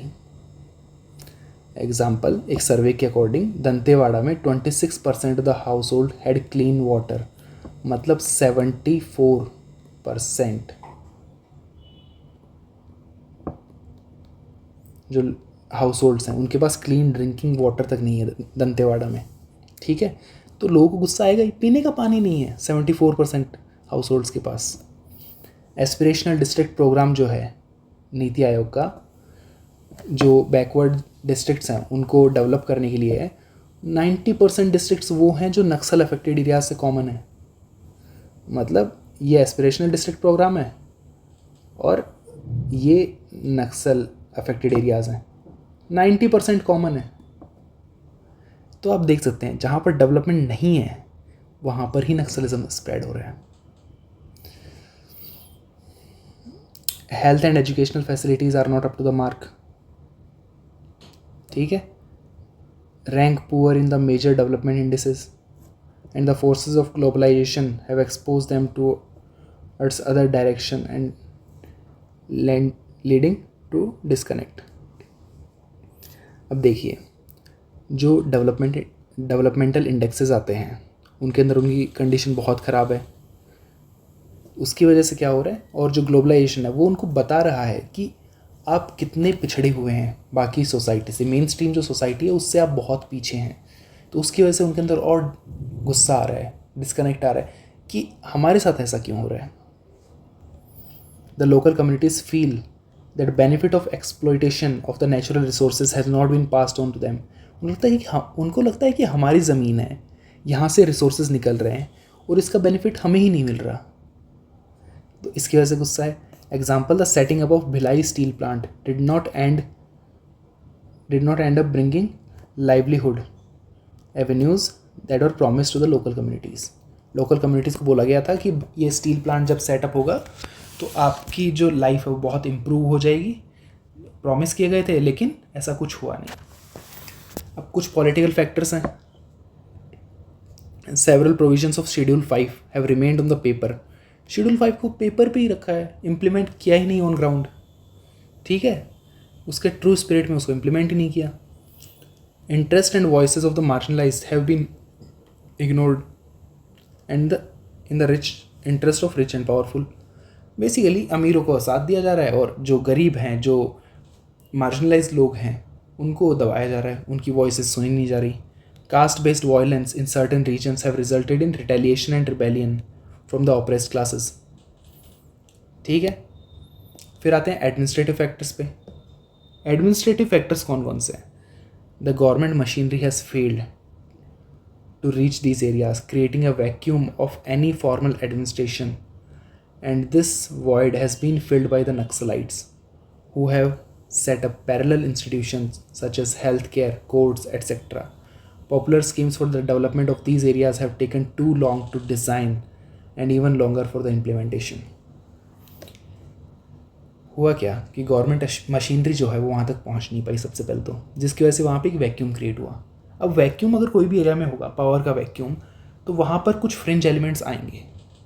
तो नक्सलाइट्स ने उस वैक्यूम को फिल किया, पूरे एडमिनिस्ट्रेटिव सेटअप स्टार्ट किया कि अगर आपको कोई जुडिशल हेल्प चाहिए तो हम करेंगे, अगर आपको हॉस्पिटल चाहिए तो हम प्रोवाइड करेंगे, कुछ भी होगा वो हम प्रोवाइड करेंगे, गवर्नमेंट के ऊपर आप भरोसा मत रखिए. पैरेलल इंस्टीट्यूशंस बनाए. जो गवर्नमेंट की स्कीम्स थी वो वहाँ तक पहुँच नहीं पाई, बनाने में टाइम लग रहा है, फिर उनको इम्प्लीमेंट करने में तो और ज़्यादा टाइम लग रहा है. और जो इम्प्लीमेंट हो पाई है वहाँ पर, उन्होंने भी कुछ सर्टन सेक्शन ऑफ सोसाइटी को ही बेनिफिट किया, सबको बेनिफिट नहीं किया. Which are socially and economically advance and not the ones who need them. तो जो पहले से थोड़ी वेल ऑफ हैं उनको बेनिफिट दे रहे हैं वो स्कीम्स भी, जिनको एक्चुअली रिक्वायरमेंट है, जो मार्जिनलाइज्ड हैं, जो पुअर सेक्शन है, उनको तो मिल ही नहीं पा रही उन स्कीम्स का बेनिफिट. ठीक है, तो in the past posting in this areas. अब देखिए पोस्टिंग जो है, अगर मान लीजिए आप सिविल सर्वेंट हैं और आपको वहाँ पे पोस्टिंग मिल रही है, तो पहले अगर उस एरिया में पोस्टिंग मिलती थी तो उसको ऐसा माना जाता था कि ये कोई पनिशमेंट है. अगर आप गवर्नमेंट आपको पनिश करना चाह रही है तो आपको उस एरिया में आपकी पोस्टिंग कर देगी कि अब संभालो. ठीक है, it was considered as punishment and as a result demotivated and below par officers were posted to such areas resulting in poor governance. ठीक है, अब वहाँ पर अगर ऐसे ऑफिसर्स जाएंगे जिनका बिल्कुल मन नहीं है, जिनको ऐसा लगता है कि ये एक पनिशमेंट दी गई है, एक्चुअली होना क्या चाहिए है, आपको ऐसे रीजन में भेजा जा रहा है जहाँ पर एक्चुअली आपको कुछ अच्छा करना है, तो आप मोटिवेटेड होंगे तब आप कर पाएंगे. अगर आपको मोटिवेशन ही नहीं है उस एरिया में जाने का, आपको पनिशमेंट लग रही है, तो फिर आप वहाँ पर डेवलपमेंट भी नहीं ला पाएंगे. ठीक है, demotivated and below par officers were posted to such areas resulting in poor governance. The propaganda machinery of the Naxalites has been able to convince the locals that the state has failed. अब propaganda बहुत powerful tool है Naxalites के हाथ में, जिसने उनको अच्छे से कन्विंस कर लिया कि गवर्नमेंट जो है वो फेल हो चुकी है और आपको गवर्नमेंट की ज़रूरत नहीं है, आपकी हेल्प हम करेंगे. अब देखिए एनवायरमेंटल फैक्टर्स क्या हैं. ट्राइबल कम्युनिटीज़ जो हैं वो नेचुरल रिसोर्सेज के ऊपर बहुत डिपेंड करती हैं. जो फॉरेस्ट है, जो रिवर्स हैं, वो उनके लिए गॉड हैं, बिकॉज यही वो सोर्सेज हैं जो उनको उनके जीवन की सारी जो रिक्वायरमेंट्स है वो पूरी करती हैं. फॉरेस्ट से उनको सारे प्रोड्यूस मिलते हैं, रिवर से उनको पानी मिलता है. अगर आप उनको ही डैमेज कर रहे हैं, जो नेचुरल रिसोर्सेज हैं वो नहीं मिल पा रहे उन्हें, उसकी वजह से क्या होगा, उनको गुस्सा आएगा. which have been degraded due to mining activities and other polluting economic activities, pushing the tribals to the marginalized position. इसकी वजह से और रिजेंटमेंट बढ़ रहा है उनके अंदर. तो एक रीज़न ये भी है. Vested interest of and external factors. Vested interest मतलब सेल्फिश इंटरेस्ट। कई बार जो लीडर्स हैं इन ग्रुप्स के, उनके पर्सनल इंटरेस्ट आ जाते हैं कि अगर यहाँ पे कैओस रहा तो यहाँ पे हमारा कंट्रोल रहेगा, यहाँ पे हमारी पावर रहेगी, यहाँ पर हमारी बात सुनी जाएगी, और यहाँ पर अगर कोई क्राइम हो रहा है तो उसमें हमें प्रॉफिट मिलेगा। या फिर अगर मान लीजिए ये एक रीजन है, यहाँ पे रीजन है एक्स, यहाँ पे वाई। अगर आपको एक्स से वाई कोई सामान पहुँचाना है तो आपको इस एरिया से गुजरना पड़ेगा, लेकिन इस एरिया में जो कंट्रोल है वो नक्सलाइट्स का है। तो अगर आपको पहुँचाना है सामान तो कुछ कट इनको भी देना पड़ेगा, कुछ पैसे देने पड़ेंगे। तो एक तरीके से ये एक मीडिएटर की तरह भी रोल करने लग गए और इसकी वजह से इनके खुद के वेस्टेड इंटरेस्ट आ गए। अब जो यहाँ से पैसे मिलेंगे वो इनके पर्सनल वेल्थ में भी जा सकते हैं। मूवमेंट को फंड करना है ठीक है, लेकिन पर्सनल वेल्थ में तो जा सकते हैं ना। तो इसकी वजह से आते हैं वेस्टेड इंटरेस्ट। और एक टाइम बाद ऐसा लगेगा ठीक है अपनी जेब में रख लो पैसे। एक्सटर्नल फैक्टर्स भी हैं। The unholy nexus between the bureaucrats and mining mafia who want to promote Naxalism for their private gains. Bureaucrats और माइनिंग माफिया, इनका जो नेक्सस है वो है। The role of external state actors such as China can not be ruled out in providing overt and covert support to the Naxalism. External state actors भी हैं, अंदर भी नेक्सस चल रखे हैं माइनिंग माफिया और ब्यूरोक्रेट्स के। अब देखिए 2009 में MHA की जो रिपोर्ट आई थी उसने ये बताया था कि मोर देन 40 माओइस्ट, 40 से भी ज़्यादा माओइस्ट जो इंडिया में हैं, they received their training in Nepal with the support of Chinese. Chinese के सपोर्ट से उन्हें ट्रेनिंग मिली थी। ठीक है, अब आगे देखते हैं। अब मेजर्स क्या लिए गए हैं इसके लिए। तो चलिए मेजर्स देखते हैं। Measures taken to deal with Naxalism. Developmental measures क्या लिए गए हैं सबसे पहले। तो जो डेवलपमेंटल मेजर्स लिए गए हैं नक्सलिज्म को डील करने के लिए वो है कि सबसे पहले स्पेशल इंफ्रास्ट्रक्चर स्कीम। क्योंकि कहीं पर भी अगर अंडर डेवलपमेंट है तो उसको टैकल करने के लिए सबसे पहले क्या ज़रूरी है कि इंफ्रास्ट्रक्चर तो बने, वहाँ पर फैसिलिटीज़ तो बाद में प्रोवाइड होंगी, पहले स्कूल तो बने, टीचर्स बाद में भेजेंगे उसमें। तो इंफ्रास्ट्रक्चर बनाने के लिए स्कीम्स लेकर आई गवर्नमेंट, जैसे PMGSY ग्राम सड़क योजना। ठीक है, दूसरा था aspirational development programme of NITI Aayog, उसको एक्सपेंड किया। फिर आता है left wing extremism mobile tower project. जो एरियाज़ हैं जहाँ पर लेफ्ट विंग एक्सट्रीमिज़म बहुत ज़्यादा फैल रखा है वहाँ पर मोबाइल टावर्स लगाए गए ताकि कनेक्टिविटी इंश्योर हो सके। State governments launch the initiative to renovate the panchayats, PHCs, public buildings. जो गवर्नमेंट बिल्डिंग्स होती हैं, पंचायत्स हैं, उनको फिर से स्टार्ट करने के लिए, उनको रिनोवेट करने के लिए गवर्नमेंट ने अलग अलग इनिशिएटिव लॉन्च किए। Example the Chhoo Lo Aasman initiative Chhattisgarh में था। For entrance coaching to tribal students. जो ट्राइबल एरियाज़ में जो स्टूडेंट्स हैं उनकी कोचिंग को अच्छी रेट्स में प्रोवाइड करने के लिए, फ्री ऑफ कॉस्ट प्रोवाइड करने के लिए छूलो आसमान इनिशिएटिव जो था वो लॉन्च किया गया था। अब ये कैसे, कौन से एस्पेक्ट पे हुआ कि स्पेशल इंफ्रास्ट्रक्चर स्कीम। फिर आता है प्रमोट एजुकेशन। एजुकेशन को कैसे किया, Eklavya model residential scheme. Eklavya model residential schools बने थे। ठीक है, तो उनमें ट्राइबल स्टूडेंट्स के लिए एजुकेशन को प्रमोट करने के लिए स्कीम लाई गई थी। Political empowerment of local communities has also been the agenda. For example the enactment of the PESA act. ठीक है, पीसा की फुल फॉर्म आप नेट पे सर्च कीजिए और बताइए। ठीक है, और नेट पे नहीं, जिसको याद है वो पहले लिखेगा कमेंट्स में, और अगर नहीं याद आ रही तो फिर गूगल तो है ही, ये आपके लिए क्वेश्चन है। पीसा की फुल फॉर्म बताइए। अब इसके आगे फॉरेस्ट राइट्स एक्ट 2006 में आया था। इसके अंदर ट्राइबल्स को कुछ रिलैक्सेशंस मिली थी, पॉलिटिकल एम्पावरमेंट हुआ उनका, और enactment of the rules under the schedule 5 of the constitution. पहले सिर्फ पेपर पे थे, ये एक इशू था, ये सिर्फ पेपर पे हैं, ग्राउंड पे इम्प्लीमेंट नहीं हुए, तो उसको ग्राउंड पे इम्प्लीमेंट किया गया। अब सबसे पहले तो हो गया डेवलपमेंटल मेजर्स, फिर आता है law and order measures. Law and order को कैसे मेंटेन किया, इसके लिए क्या किया, सबसे पहले लॉ एंड ऑर्डर को मेंटेन करने के लिए जो सिक्योरिटी फोर्सेस हैं उनकी कैपेसिटी बिल्ड की, कि उनको थोड़ा और ट्रेन करो, अच्छे से ट्रेन करो।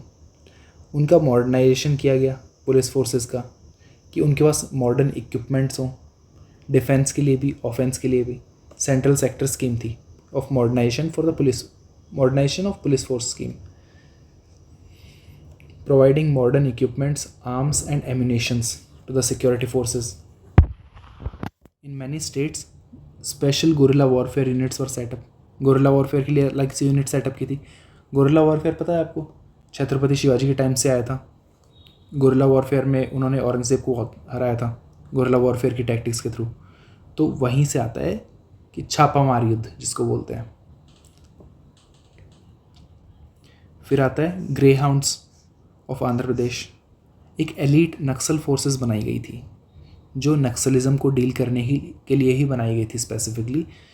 For example the Greyhounds of Andhra Pradesh, Black Panthers of Chhattisgarh और elite Naxal forces like COBRA CRPF battalion, ये बनाई गई थी। फिर आता है Indian reserve battalions were raised. Reserve battalions raise की गई थी कि अगर ज़रूरत पड़े तो आपको बुलाया जाएगा। हेलीकॉप्टर सर्विसेज प्रोवाइड की गई थी मिनिस्ट्री ऑफ होम अफेयर्स की तरफ से। जो सिक्योरिटी रिलेटेड एक्सपेंडिचर था, security related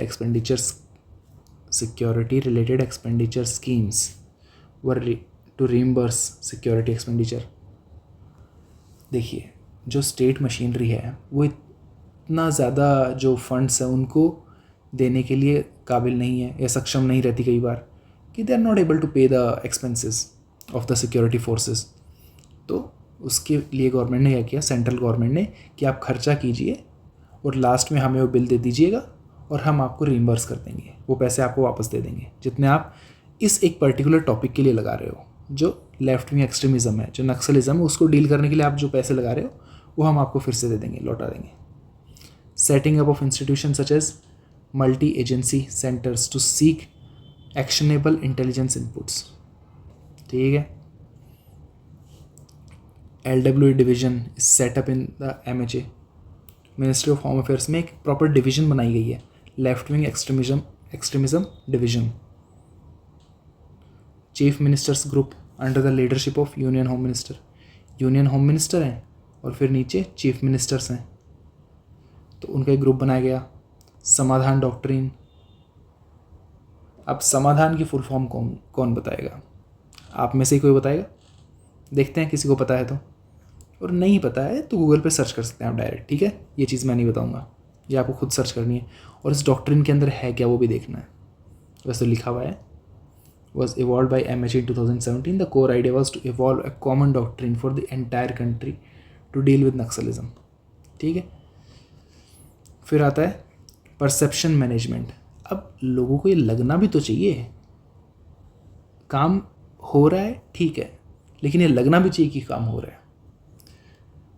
so perception management is also being done through नुक्कड़ नाटक।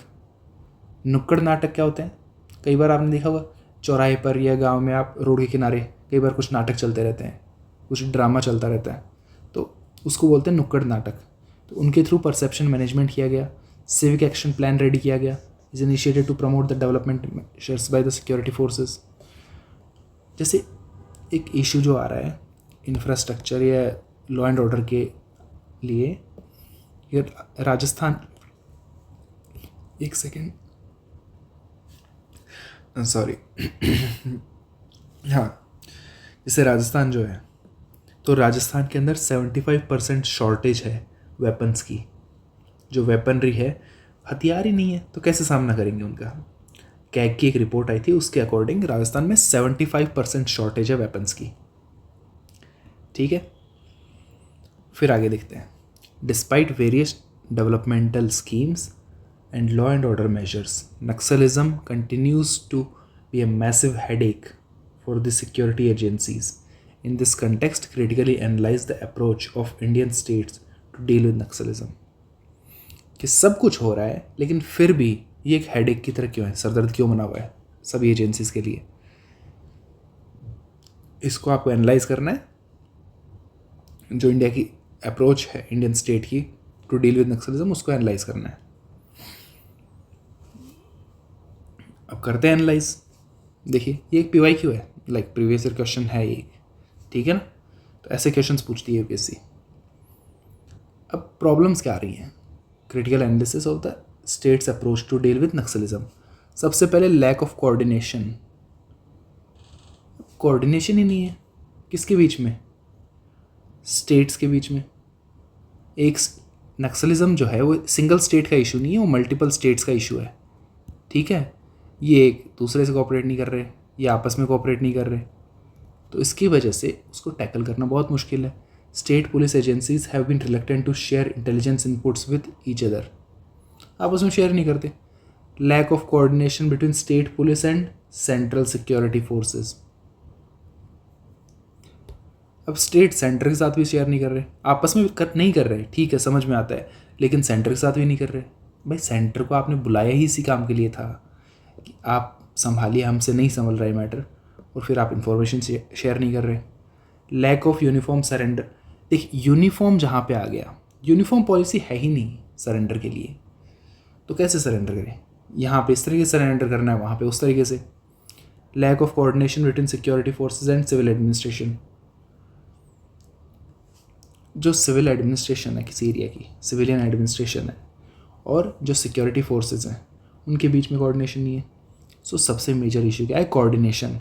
किसके बीच में? सबसे पहले तो स्टेट फोर्सेज, स्टेट्स के बीच में, दो स्टेट्स के बीच में, फिर स्टेट और सेंटर के बीच में, फिर एक ही स्टेट में जो सिक्योरिटी फोर्सेज है और जो सिविलियन फोर्सेज है, सिविलियन एडमिनिस्ट्रेशन है, उनके बीच में, ठीक है। फिर आता है often the infrastructure developed by civil administration has not been provided adequate protection by the security forces। अब यहाँ पर मान लीजिए कि एक स्कूल बना दी, ये गवर्नमेंट बिल्डिंग बना दी, स्कूल बना दिया, चलो। अब सिक्योरिटी फोर्सेस का काम था इसको गार्ड करना, इसकी सुरक्षा करना, लेकिन उन्होंने अपना काम नहीं किया। डेवलपमेंट वालों ने बना दिया, डेवलपमेंट कर दिया, लेकिन सिक्योरिटी फोर्सेस ने इसको बचा कर नहीं रखा, तो एक्सट्रीमिस्ट आए और उसको तोड़ दिया, ठीक है। तो पैसे का वेस्ट हो रहा है, और बेसिकली जो लोगों का ट्रस्ट है वो भी टूटता है। अब आंध्र प्रदेश का मॉडल क्या था?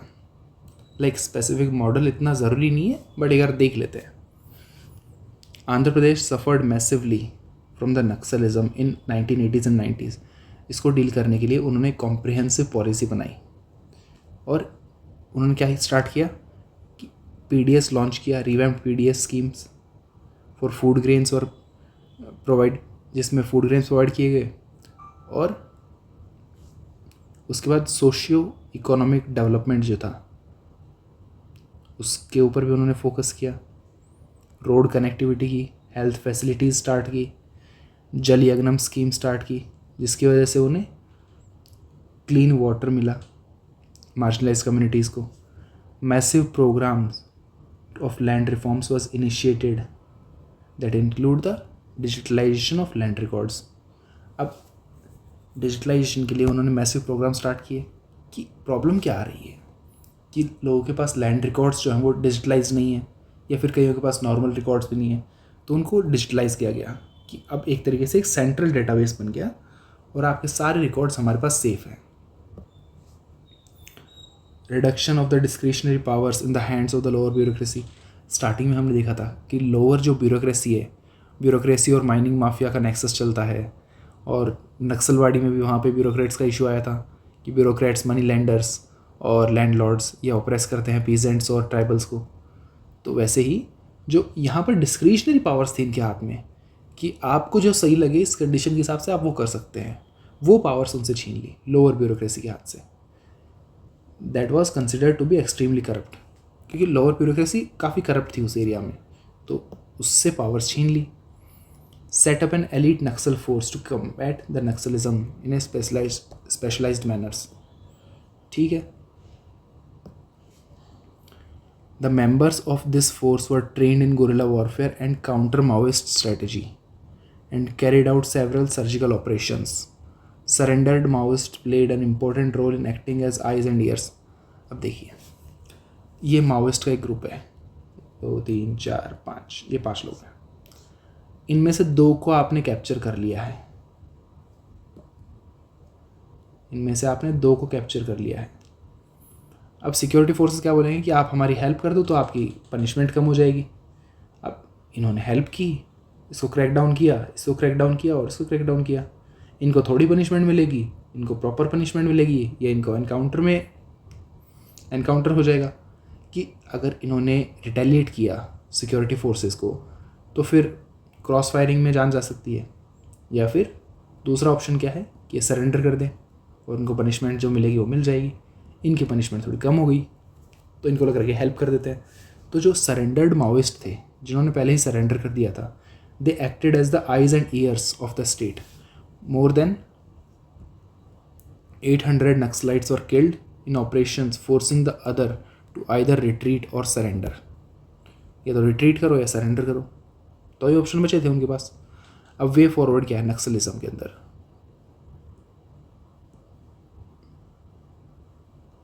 वे फॉरवर्ड क्या आता है हमारे पास कि पॉलिटिकल मेजर्स क्या लिए जा सकते हैं। Tribal advisory committee should be revamped.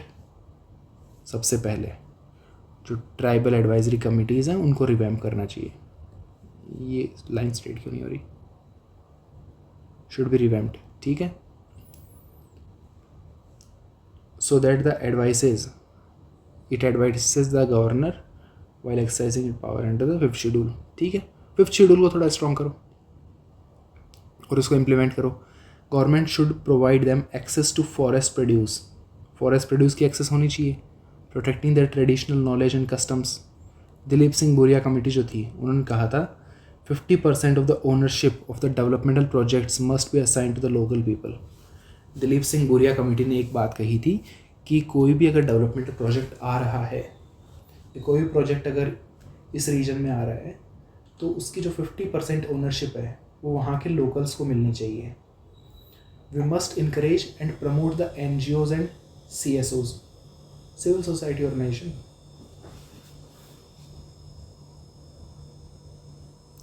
NGOs and CSOs in affected areas and seek their help to initiate sincere dialogue with the marginalized community। ठीक है, तो 3-4 तरीके हैं, ठीक है। सबसे पहले तो जो पॉलिटिकली आप कर सकते हो कि ट्राइबल एडवाइजरी कमेटी को आप रिवैम्प करो। उसके बाद फॉरेस्ट रिसोर्सेज जो हैं उनको प्रोटेक्ट करो, उनका जो ट्रेडिशनल नॉलेज है, कस्टम्स है, उनको प्रोटेक्ट करो आप। दिलीप सिंह बोरिया कमेटी की जो रिकमेंडेशन थी कि 50% ओनरशिप जो है डेवलपमेंटल प्रोजेक्ट्स में वो लोकल्स को मिलनी चाहिए। NGO CSOs इनको आप प्रमोट करो उस एरिया में जाने के लिए। अब एडमिनिस्ट्रेटिव मेजर्स क्या हो सकते हैं? एडमिनिस्ट्रेटिव फ्रंट के ऊपर क्या मेजर्स ले सकते हैं? Posting dedicated officers. जो ऑफिसर्स आप भेज रहे हो ऐसे डीमोटिवेटेड लोगों को मत भेजो, मोटिवेटेड होनी चाहिए, उनके अंदर जोश होना चाहिए कि कुछ करेंगे हम उस रीजन के लिए, देश के लिए कुछ करेंगे, तो उनको भेजो वहाँ पर। Rigorous monitoring and implementation of developmental schemes. जो स्कीम्स हैं उस रीजन के लिए उनको अच्छी तरीके से इम्प्लीमेंट करो, ठीक है, और उनकी प्रॉपर मॉनिटरिंग होनी चाहिए। Bureaucracy must be made sensitive towards the problems of the poor and the marginalised. Bureaucracy को सेंसिटिव करना पड़ेगा कि थोड़ा तो समझे ना, एम्पैथी होनी चाहिए कि जो पुअर लोग हैं वहाँ पे, जो मार्जिनलाइज्ड हैं, उनकी नीड्स को ध्यान में रखने चाहिए। We must enact a strong anti corruption law. एक स्ट्रॉन्ग एंटी करप्शन लॉ हमें मतलब बनाना होगा to deal effectively with corruption cases in such areas. क्योंकि क्या होता है कि यहाँ पर जो मसल पावर है वो नक्सलाइट्स के हाथ में रहती है, या फिर जो एक्सट्रीमिस्ट लोग रहते हैं उनके पास एक थोड़ा सा अपर हैंड होता है, because they are more connected to the people rather than the security forces. तो वहाँ पे करप्शन के चांसेस बहुत ज़्यादा हो जाते हैं। कोई भी ऑफिसर वहाँ पे जाते हैं तो उन्हें लगता है कि यहाँ पर अगर हमने कुछ करप्शन किया तो ये सामने नहीं आएगी बात, लेकिन उस एरियाज़ के लिए या वैसे एरियाज़ के लिए हमें कुछ स्ट्रॉन्ग एंटी करप्शन लॉज बनाने होंगे ताकि वहाँ पर करप्शन ना हो। The civilian and the police officials must the civilian and the police officer should be made to compulsorily visit the affected villages at frequent intervals and strike a rapport with the people. कि ऐसे areas में जो civilian और police officials हैं उनकी visit compulsory होनी चाहिए और लोगों के साथ बात कर पाएँ. Providing exemplary punishment to the persons prove to be having nexus with the Naxalite. उनको अच्छे से प्रॉपर एग्जाम्पल सेट होना चाहिए कि अगर आप जो नक्सलाइट्स हैं उनके साथ नेक्सस में जाएंगे या फिर उनके सपोर्ट में जाएंगे या उनके साथ किसी तरीके से सेल्फिश मीन्स से इंगेज करेंगे तो फिर आपको जो पनिशमेंट मिलेगी वो बहुत हार्श होगी. Union must design model surrender cum rehabilitation policy. Involvement of local population while drawing up developmental plans in order to address the needs of the people. Local population को इन्वॉल्व करो plans बनाने में. ठीक है. अब देखिए security measures. Effective security cover provide होना चाहिए. किसको? कॉन्ट्रैक्टर्स और डेवलपमेंटल एजेंसीज को. फिर आता है no peace dialogue unless they agree to give up violence and arms. कि उनके साथ बातचीत मत करो, जब तक वो अपने हथियार न छोड़े तब तक कोई बात नहीं. Sensitization and training of police forces, giving additional extra perks to the policemen working in those areas. उनको थोड़ा एक्स्ट्रा इंसेंटिव दो ना. अगर आप नॉर्मल सैलरी ही दे रहे हो तो फिर नहीं जाना चाहेगा कोई भी. लेकिन अगर उनको थोड़ा और बेनिफिट लग रहा है कि इस एरिया में अगर हम सर्विस देंगे तो हमें सैलरी डबल मिलेगी, नॉर्मल अगर 50,000 मिल रही है वहाँ पर 1 लाख मिलेगी, तो फिर भी थोड़ा मोटिवेशन आएगा कि ठीक है जा सकते हैं उस एरिया में. Adopting people centric policing. क्योंकि जब तक आप कोई एक्स्ट्रा पर्क्स नहीं दोगे कोई भी अपनी लाइफ को डेंजर में क्यों डालना चाहेगा. नॉर्मली अगर हम देखें जो हार्ड पोस्टिंग्स होती हैं इवन आर्मी में, वहाँ पे एक्स्ट्रा बेनिफिट्स मिलते हैं उन सोल्जर्स को. अगर कोई कश्मीर में पोस्टेड है, कोई सियाचिन में है, तो वहाँ पर उनको एक्स्ट्रा पर्क्स मिलते हैं. सो थोड़ा मोटिवेशन रहे इतने हार्ड पोस्टिंग का. And participating in community development. People centric policing होनी चाहिए और जो कम्युनिटी डेवलपमेंट एक्टिविटीज़ हैं उनके अंदर पार्टिसिपेट करना चाहिए. Local resistance groups against the naxalite should be promoted. Naxalite के अगेंस्ट कोई लोकल्स अगर आवाज़ उठा रहे हैं तो उनको प्रमोट करना चाहिए. सलवा जुडुम एक प्रैक्टिस स्टार्ट हुई थी जिसके अंदर क्या हुआ था कि पहले पढ़ लेते हैं. Salwa Judum was a militia that was mobilised as a part of the counter-insurgency operation in Chhattisgarh aimed at countering the Naxalite activities in the region. देखिए सलवा जुडुम में बेसिकली क्या हुआ था कि गवर्नमेंट ने हथियार प्रोवाइड किए कि अगर आप लड़ना चाह रहे हैं और नक्सलाइट से फ़ाइट करना चाहते हैं तो हम आपको हथियार देंगे, आप फाइट कीजिए उनसे. तो बेसिकली जो सिक्योरिटी फोर्सेस थी वो अपना काम उनके ऊपर डाल रही थी, जो वहाँ के लोकल लोग थे, जो काफ़ी गलत था. क्योंकि जैसे ही ये स्टार्ट हुआ तो नक्सलाइट्स ने भी उनको बहुत ब्रूटली सप्रेस किया कि आपने हथियार कैसे उठा लिया हमारे लिए, हमारे खिलाफ. तो कोर्ट ने इसको इलीगल डिक्लेयर किया था कि ऐसा नहीं कर सकते आप. तो अब आगे देखते हैं. परसेप्शन मैनेजमेंट, नुक्कड़ नाटक वो सब थे. तो documentaries, cinema, organise people to undertake protest and rallies against Naxalism, extensive use of graffiti and art work, ये सब करना. और इसकी वजह से परसेप्शन आप मैनेज कर सकते हैं उस एरिया में. ठीक है. अब आते हैं इंसर्जेंसी, मिलिटेंसी और टेररिज्म पे. नक्सलिज्म कंप्लीट हो गया, Naxalism as a topic complete हो गया अब हमारा. अब आगे देखते हैं इंसर्जेंसी, मिलिटेंसी और टेररिज्म. सबसे पहले इंसर्जेंसी क्या है. इंसर्जेंसी में होता है armed rebellion by the local population. जो लोकल पॉपुलेशन है वहाँ की, वो एक हथियार उठा के विद्रोह करती है. Armed rebellion by the local population to overthrow the state and establish an alternate rule or a sovereign state all together.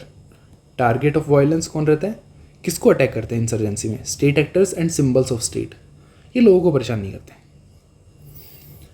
क्योंकि लोग इनके लिए बहुत ज़रूरी होते हैं. Because it is a rebellion by the local people, local population. Locals he rebel कर रहे हैं तो खुद के खिलाफ क्यों हथियार उठाएंगे, स्टेट के खिलाफ उठाएंगे. मिलिटेंसी में क्या होता है, इंसर्जेंसी की जैसा ही है लेकिन जो रेबल्स हैं that are source from outside the region. Target of violence कौन है? State actors and symbols of state. देखिए इंसर्जेंसी में क्या था?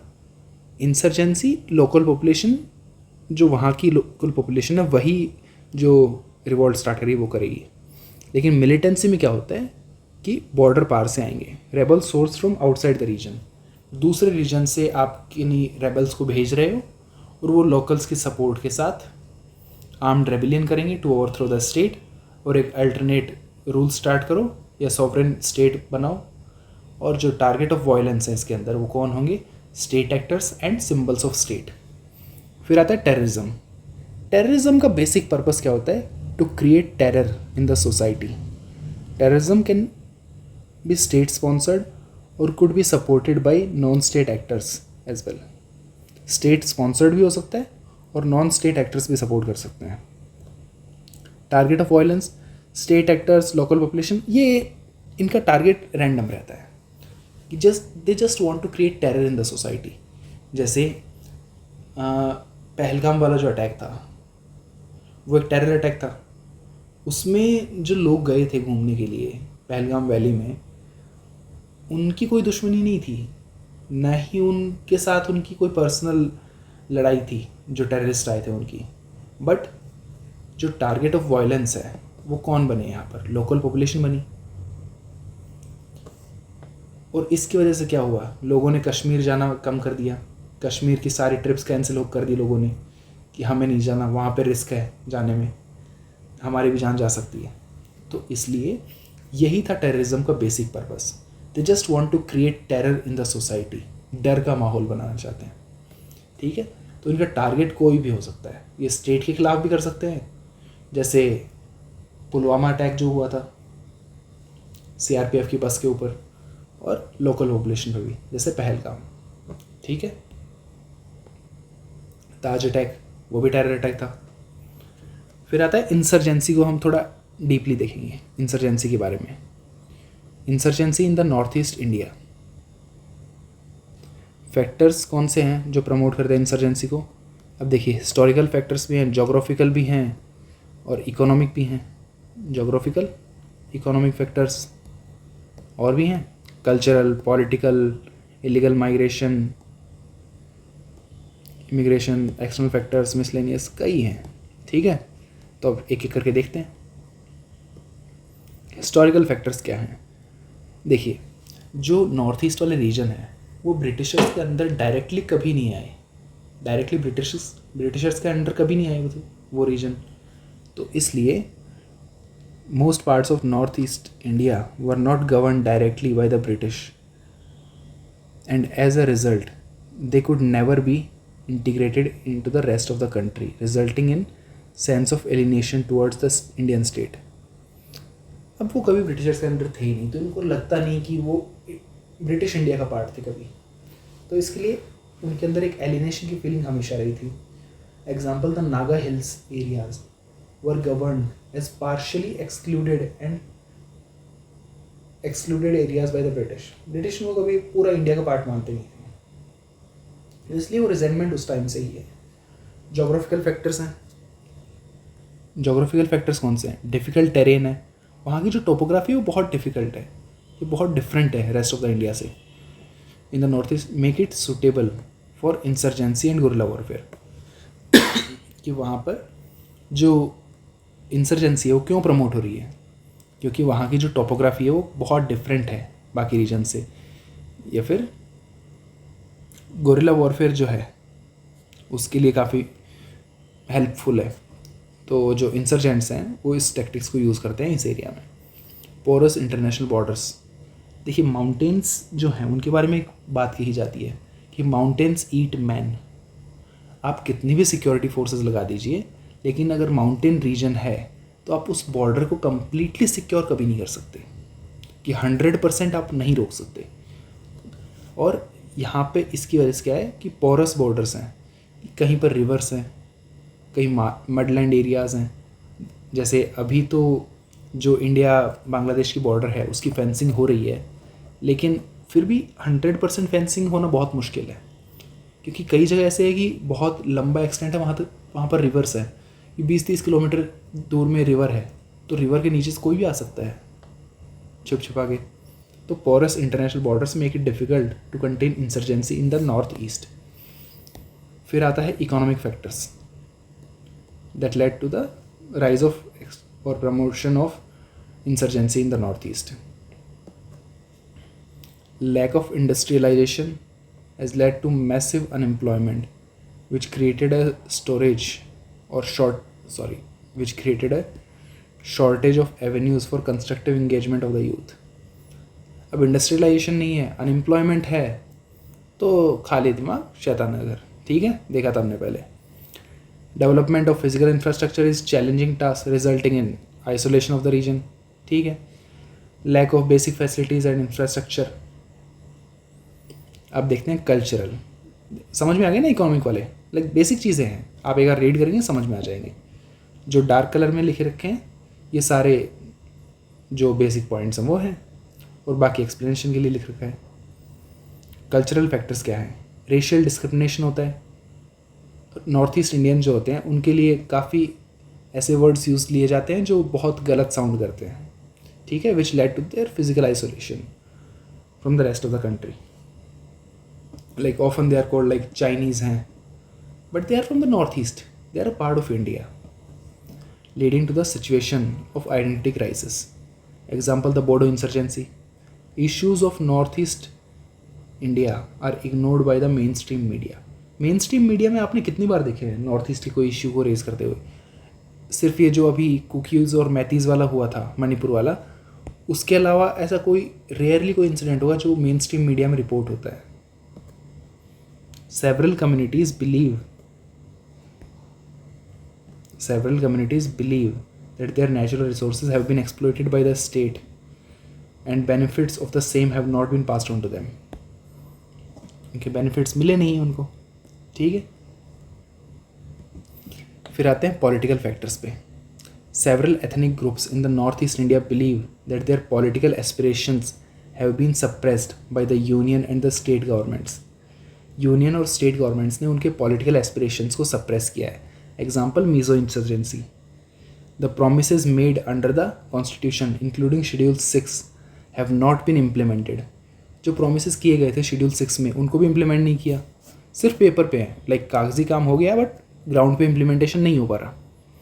The ethnic diversity of India coupled with the shortage of economic resources has led to the inter ethnic rivalry often leading to violence.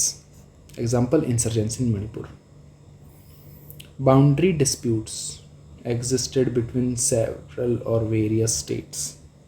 कई states में boundary disputes हैं, further leading to the tensions within the region.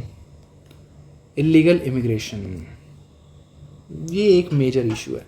The influx of illegal immigrants and outsiders has affected the demography of the several states, resulting in the situation of identity crisis. Identity crisis starting में देखा था हमने, insurgency का एक main reason था identity crisis,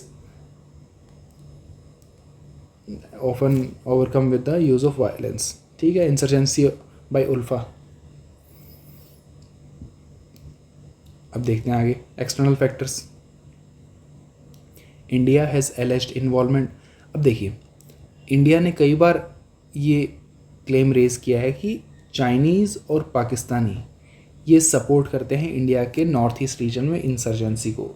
involvement of Chinese state and ISI of Pakistan supporting the insurgency through arms, ammunition, funds, training and safe havens for the insurgents. अब कुछ miscellaneous भी रीजन्स भी हैं for the rise of extremism इन और militancy insurgency in northeast. Northeast India has witnessed large scale violence for more than 7 decades. 70 साल से ज़्यादा हो गए लार्ज स्केल वायलेंस हो रही है उस रीजन में। तो वहाँ पर एक कल्चर डेवलप हो गया, culture of violence in that region. हथियार जो हैं वो ईजिली अवेलेबल हैं, ठीक है। कितना बज रहा है टॉपिक? थोड़ा सा ही है, ठीक है, कंप्लीट करते हैं इसको जल्दी से, वैसे भी 1.5 घंटा हो गया। It's been nearly 1.5 hours, so let's complete. Consequences of insurgency in the northeast India. अब कॉन्सिक्वेंसेस क्या होते हैं, अब हम जो मेन पॉइंट्स हैं वो देखते हैं, बाकी आप एक बार रीड कर लीजिएगा, ठीक है। मैं आपको बेसिक्स बता देता हूँ पूरे।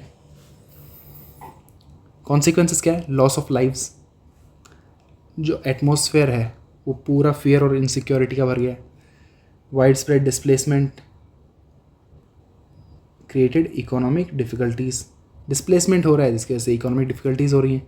Insurgents have targeted the physical infrastructure such as the gas pipeline which have further stalled the further development। अब आप उनको डैमेज कर रहे हो जो इंफ्रास्ट्रक्चर है, तो आगे डेवलपमेंट होना मुश्किल हो जाएगा। Threats to the tourism industry, घूमने के लिए लोग नहीं जाना चाहेंगे। Affected the plans of linking India to the south east Asia through north east के थ्रू हम साउथ ईस्ट एशिया को कनेक्ट करना चाह रहे थे, वो भी नहीं हो पाएगा। Civilians have faced economic hardships, जो बेसिक कमोडिटीज़ हैं उनके प्राइजेस जो हैं वो स्काई रॉकेट हो गए। Public psyche has been deeply wounded, लोगों के अंदर भी डर है। Has created the sense of insecurity and affected social capital in the region. Frequent violation of human rights of innocent civilians by the hands of insurgents and security forces. अब कई बार क्या होता है कि ऐसा जब टाइम होता है तो सिक्योरिटी फोर्सेस कई बार जो पावर है उसका मिसयूज़ भी कर लेती हैं। Frequent violation of human rights of innocent civilians by security forces. Security forces have resorted to extrajudicial measures. वो आता है ना कई बार फैसला ऑन द स्पॉट कि कोई दलील नहीं, कोई अपील नहीं, डायरेक्ट वहीं पे शूट कर दो if you are feeling that this person is not right. तो उसकी वजह से क्या हुआ, सिक्योरिटी फोर्सेस ने जब एक्स्ट्रा जुडिशियल मेजर्स लिए तो वहाँ पे एक सेंस ऑफ इनसिक्योरिटी आ गया जो सिविलियंस हैं उनके अंदर, ये रक्षा के भक्षक बन गए। डायलॉग्स आते हैं ना कई बार, तो वो एक तरीके से आप समझ सकते हैं। Funds meant for the development are siphoned off and pocketed by the insurgents. जो डेवलपमेंट के लिए जो फंड्स गए थे जिससे रोड बननी थी वो इंसर्जेंट्स के हाथ में चले गए। Steps taken by the government to enhance law and order. सबसे पहले लॉ एंड ऑर्डर के लिए क्या स्टेप्स ली गई है, तो सबसे पहला जो स्टेप है to enhance the law and order, government ने क्या लिया है कि formulated the model and comprehensive surrender cum rehabilitation policy. कौन सी पॉलिसी लाए कि सरेंडर करने के लिए कॉमन पॉलिसी लानी थी, वो हमने देखा था वे फॉरवर्ड में उस टाइम पे, तो गवर्नमेंट ये लेकर आई है। काउंटर इंसर्जेंसी ऑपरेशंस को स्टार्ट किया है। Introduction of technology to border and security management, जो इलीगल इमिग्रेशन हो रहा है, क्रॉस बॉर्डर इन्फिल्ट्रेशन हो रहा है, उसको टैकल करने के लिए CIPMS स्टार्ट किया गवर्नमेंट ने। Joint exercises with the security forces of the neighbouring countries. अब इंसर्जेंसी कहाँ से होती है, ये तो बांग्लादेश से होगी, म्यांमार से होगी, या चाइना की साइड से होगी। तो उसके लिए जैसे म्यांमार गवर्नमेंट के साथ इंगेज कर रही है इंडियन गवर्नमेंट, बांग्लादेश गवर्नमेंट के साथ इंगेज कर रही है कि आप उनको रोकिए अपनी साइड, वो इंडिया में आके प्रॉब्लम्स कर रहे हैं। ऑपरेशन ऑल क्लियर स्टार्ट हुआ था इंडिया में, जो इसके अंदर किसने पार्टिसिपेट किया था, रॉयल भूटानीज आर्मी और बांग्लादेश रेंजर्स, इन्होंने हेल्प की थी। और किसके अगेंस्ट किया गया था, उल्फा और NBFB, इनके अगेंस्ट ऑपरेशन ऑल क्लियर 2003 में। Strict enforcement of law such as UAPA and AFSPA, UAPA और AFSPA to strengthen and support the efforts of security forces in the region. Introduction of helicopter services for logistic supplies for the armed forces. ठीक है, फिर आते हैं developmental measures. Developmental measures कौन से हैं जो इस रीजन में लिए गए हैं, ये कौन से थे, लॉ एंड ऑर्डर के, ठीक है, enhance the law and order. फिर आते हैं डेवलपमेंट पे।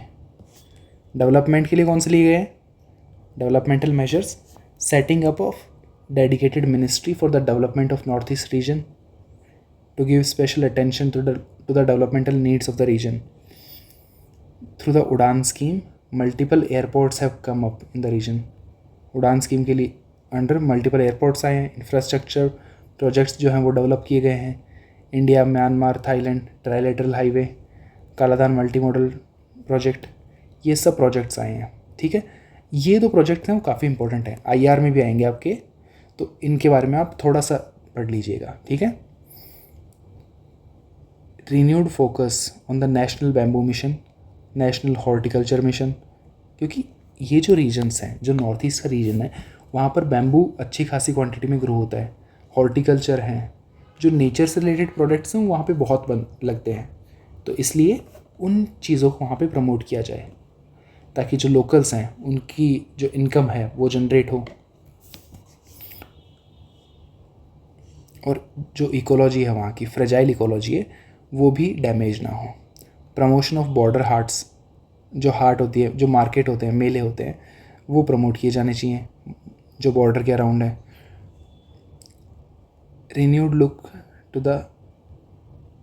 Renewed the Look East policy with the act east policy.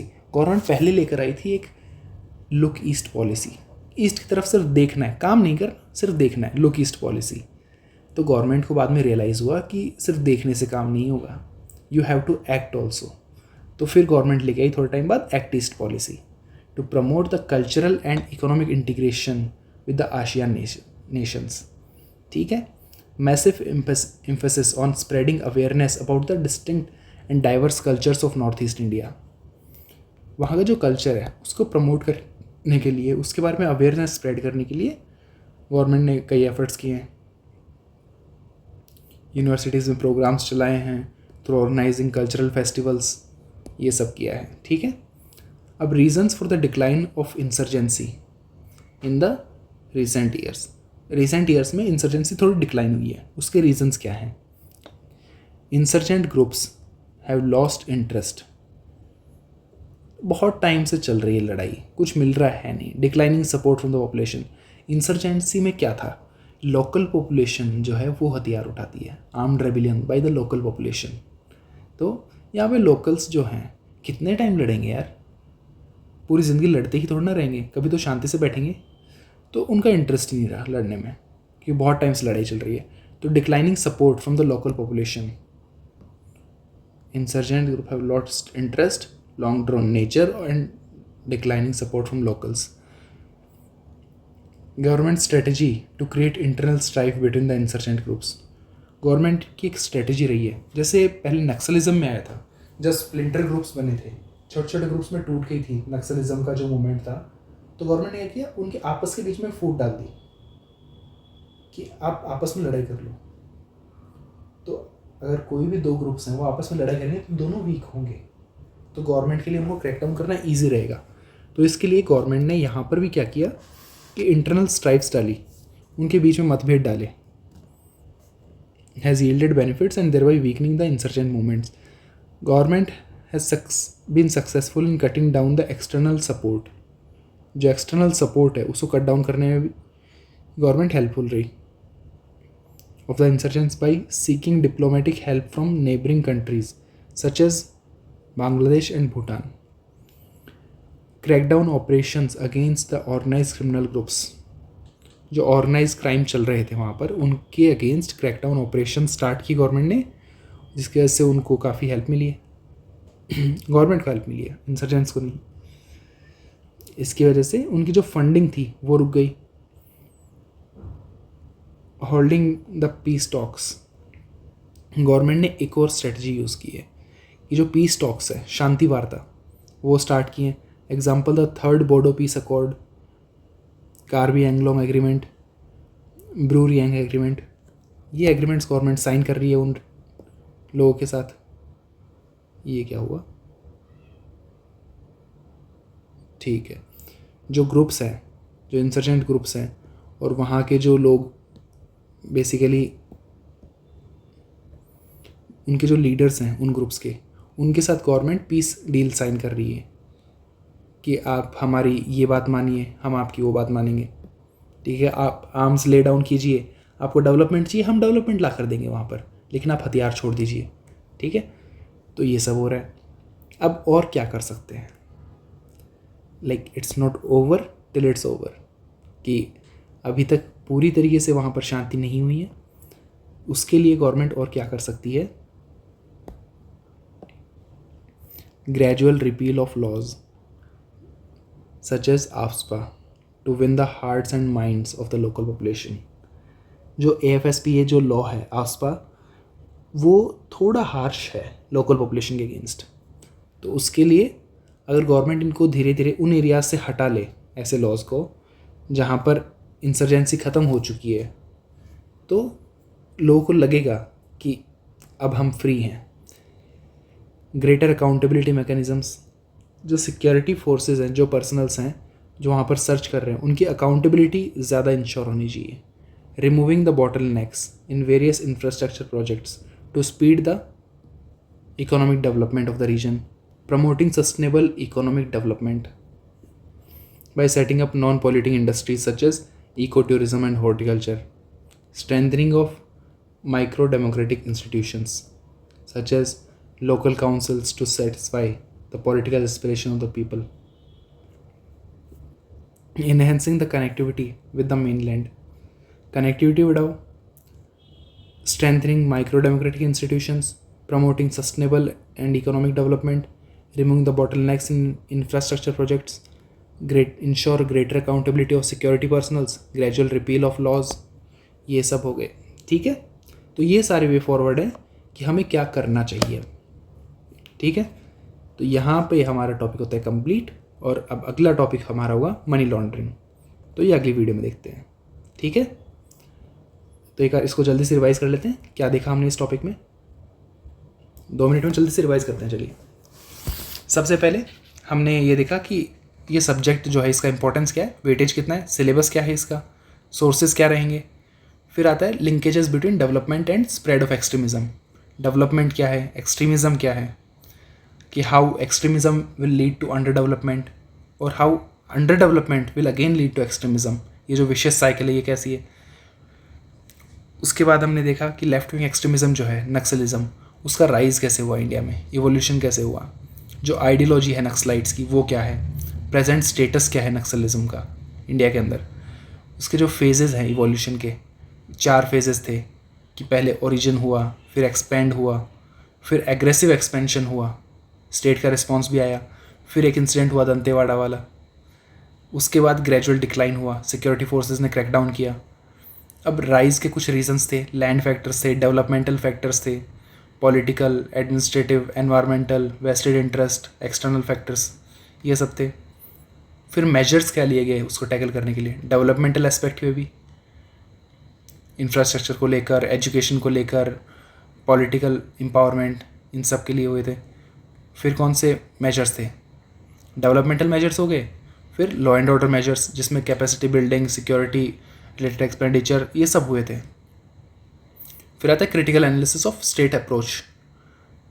State की जो अप्रोच है उसमें क्या प्रॉब्लम्स थी, ये क्या सही था, ये कहाँ पर जो वीकनेसेस थी वो थी, कोऑर्डिनेशन नहीं था सिक्योरिटी फोर्सेस के बीच में, सिक्योरिटी और सिविलियन फोर्सेस के बीच में, सेंटर और स्टेट के बीच में, तो ये सारे इश्यूज थे। यूनिफॉर्म पॉलिसी नहीं थी सरेंडर की। आंध्र प्रदेश का जो मॉडल था नक्सलिज्म के अगेंस्ट, ग्रे हाउंड्स वाला, एलिट नक्सल फोर्सेस बनाई, वो हमने डिस्कस की थी। वे फॉरवर्ड देखा हमने नक्सलिज्म को लेकर कि क्या कर सकते हैं पॉलिटिकल एस्पेक्ट पे, एडमिनिस्ट्रेटिव मेजर्स क्या लिए जा सकते हैं, सिक्योरिटी मेजर्स क्या ले सकते हैं, परसेप्शन मैनेजमेंट कैसे कर सकते हैं। और फिर हमने देखा इंसर्जेंसी, मिलिटेंसी और टेररिज्म। एक चीज़ ध्यान रखना लेकिन, ठीक है, कि इंसर्जेंसी जो है वो नॉर्थ ईस्ट के जो कंटेक्स्ट में तब यूज़ में ली जाती है, मिलिटेंसी कश्मीर के रिलेटेड इश्यूज़ में, कश्मीर में मिलिटेंसी देखी जाती है और नॉर्थ ईस्ट में insurgency.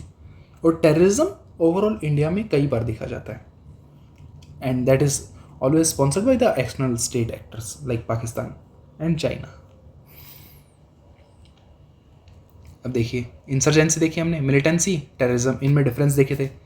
Insurgency in North East region, North east India में इंसर्जेंसी के रीजंस क्या हैं, फैक्टर्स कौन से हैं जो प्रमोट करते हैं, historical, geographical, economic, cultural, political, illegal immigration, external factors, miscellaneous, ये सब देखे थे हमने। ठीक है, कॉन्सिक्वेंसेस क्या हैं इसके, हमने कॉन्सिक्वेंसेस देखे थे। स्टेप्स क्या लिए गए हैं लॉ एंड ऑर्डर एस्पेक्ट पे, डेवलपमेंटल जो मेजर्स हैं वो क्या लिए गए हैं एस्पेक्ट। ठीक है, reasons for the decline of insurgency, अभी क्यों डिक्लाइन हुई है और फिर आगे हम क्या कर सकते हैं।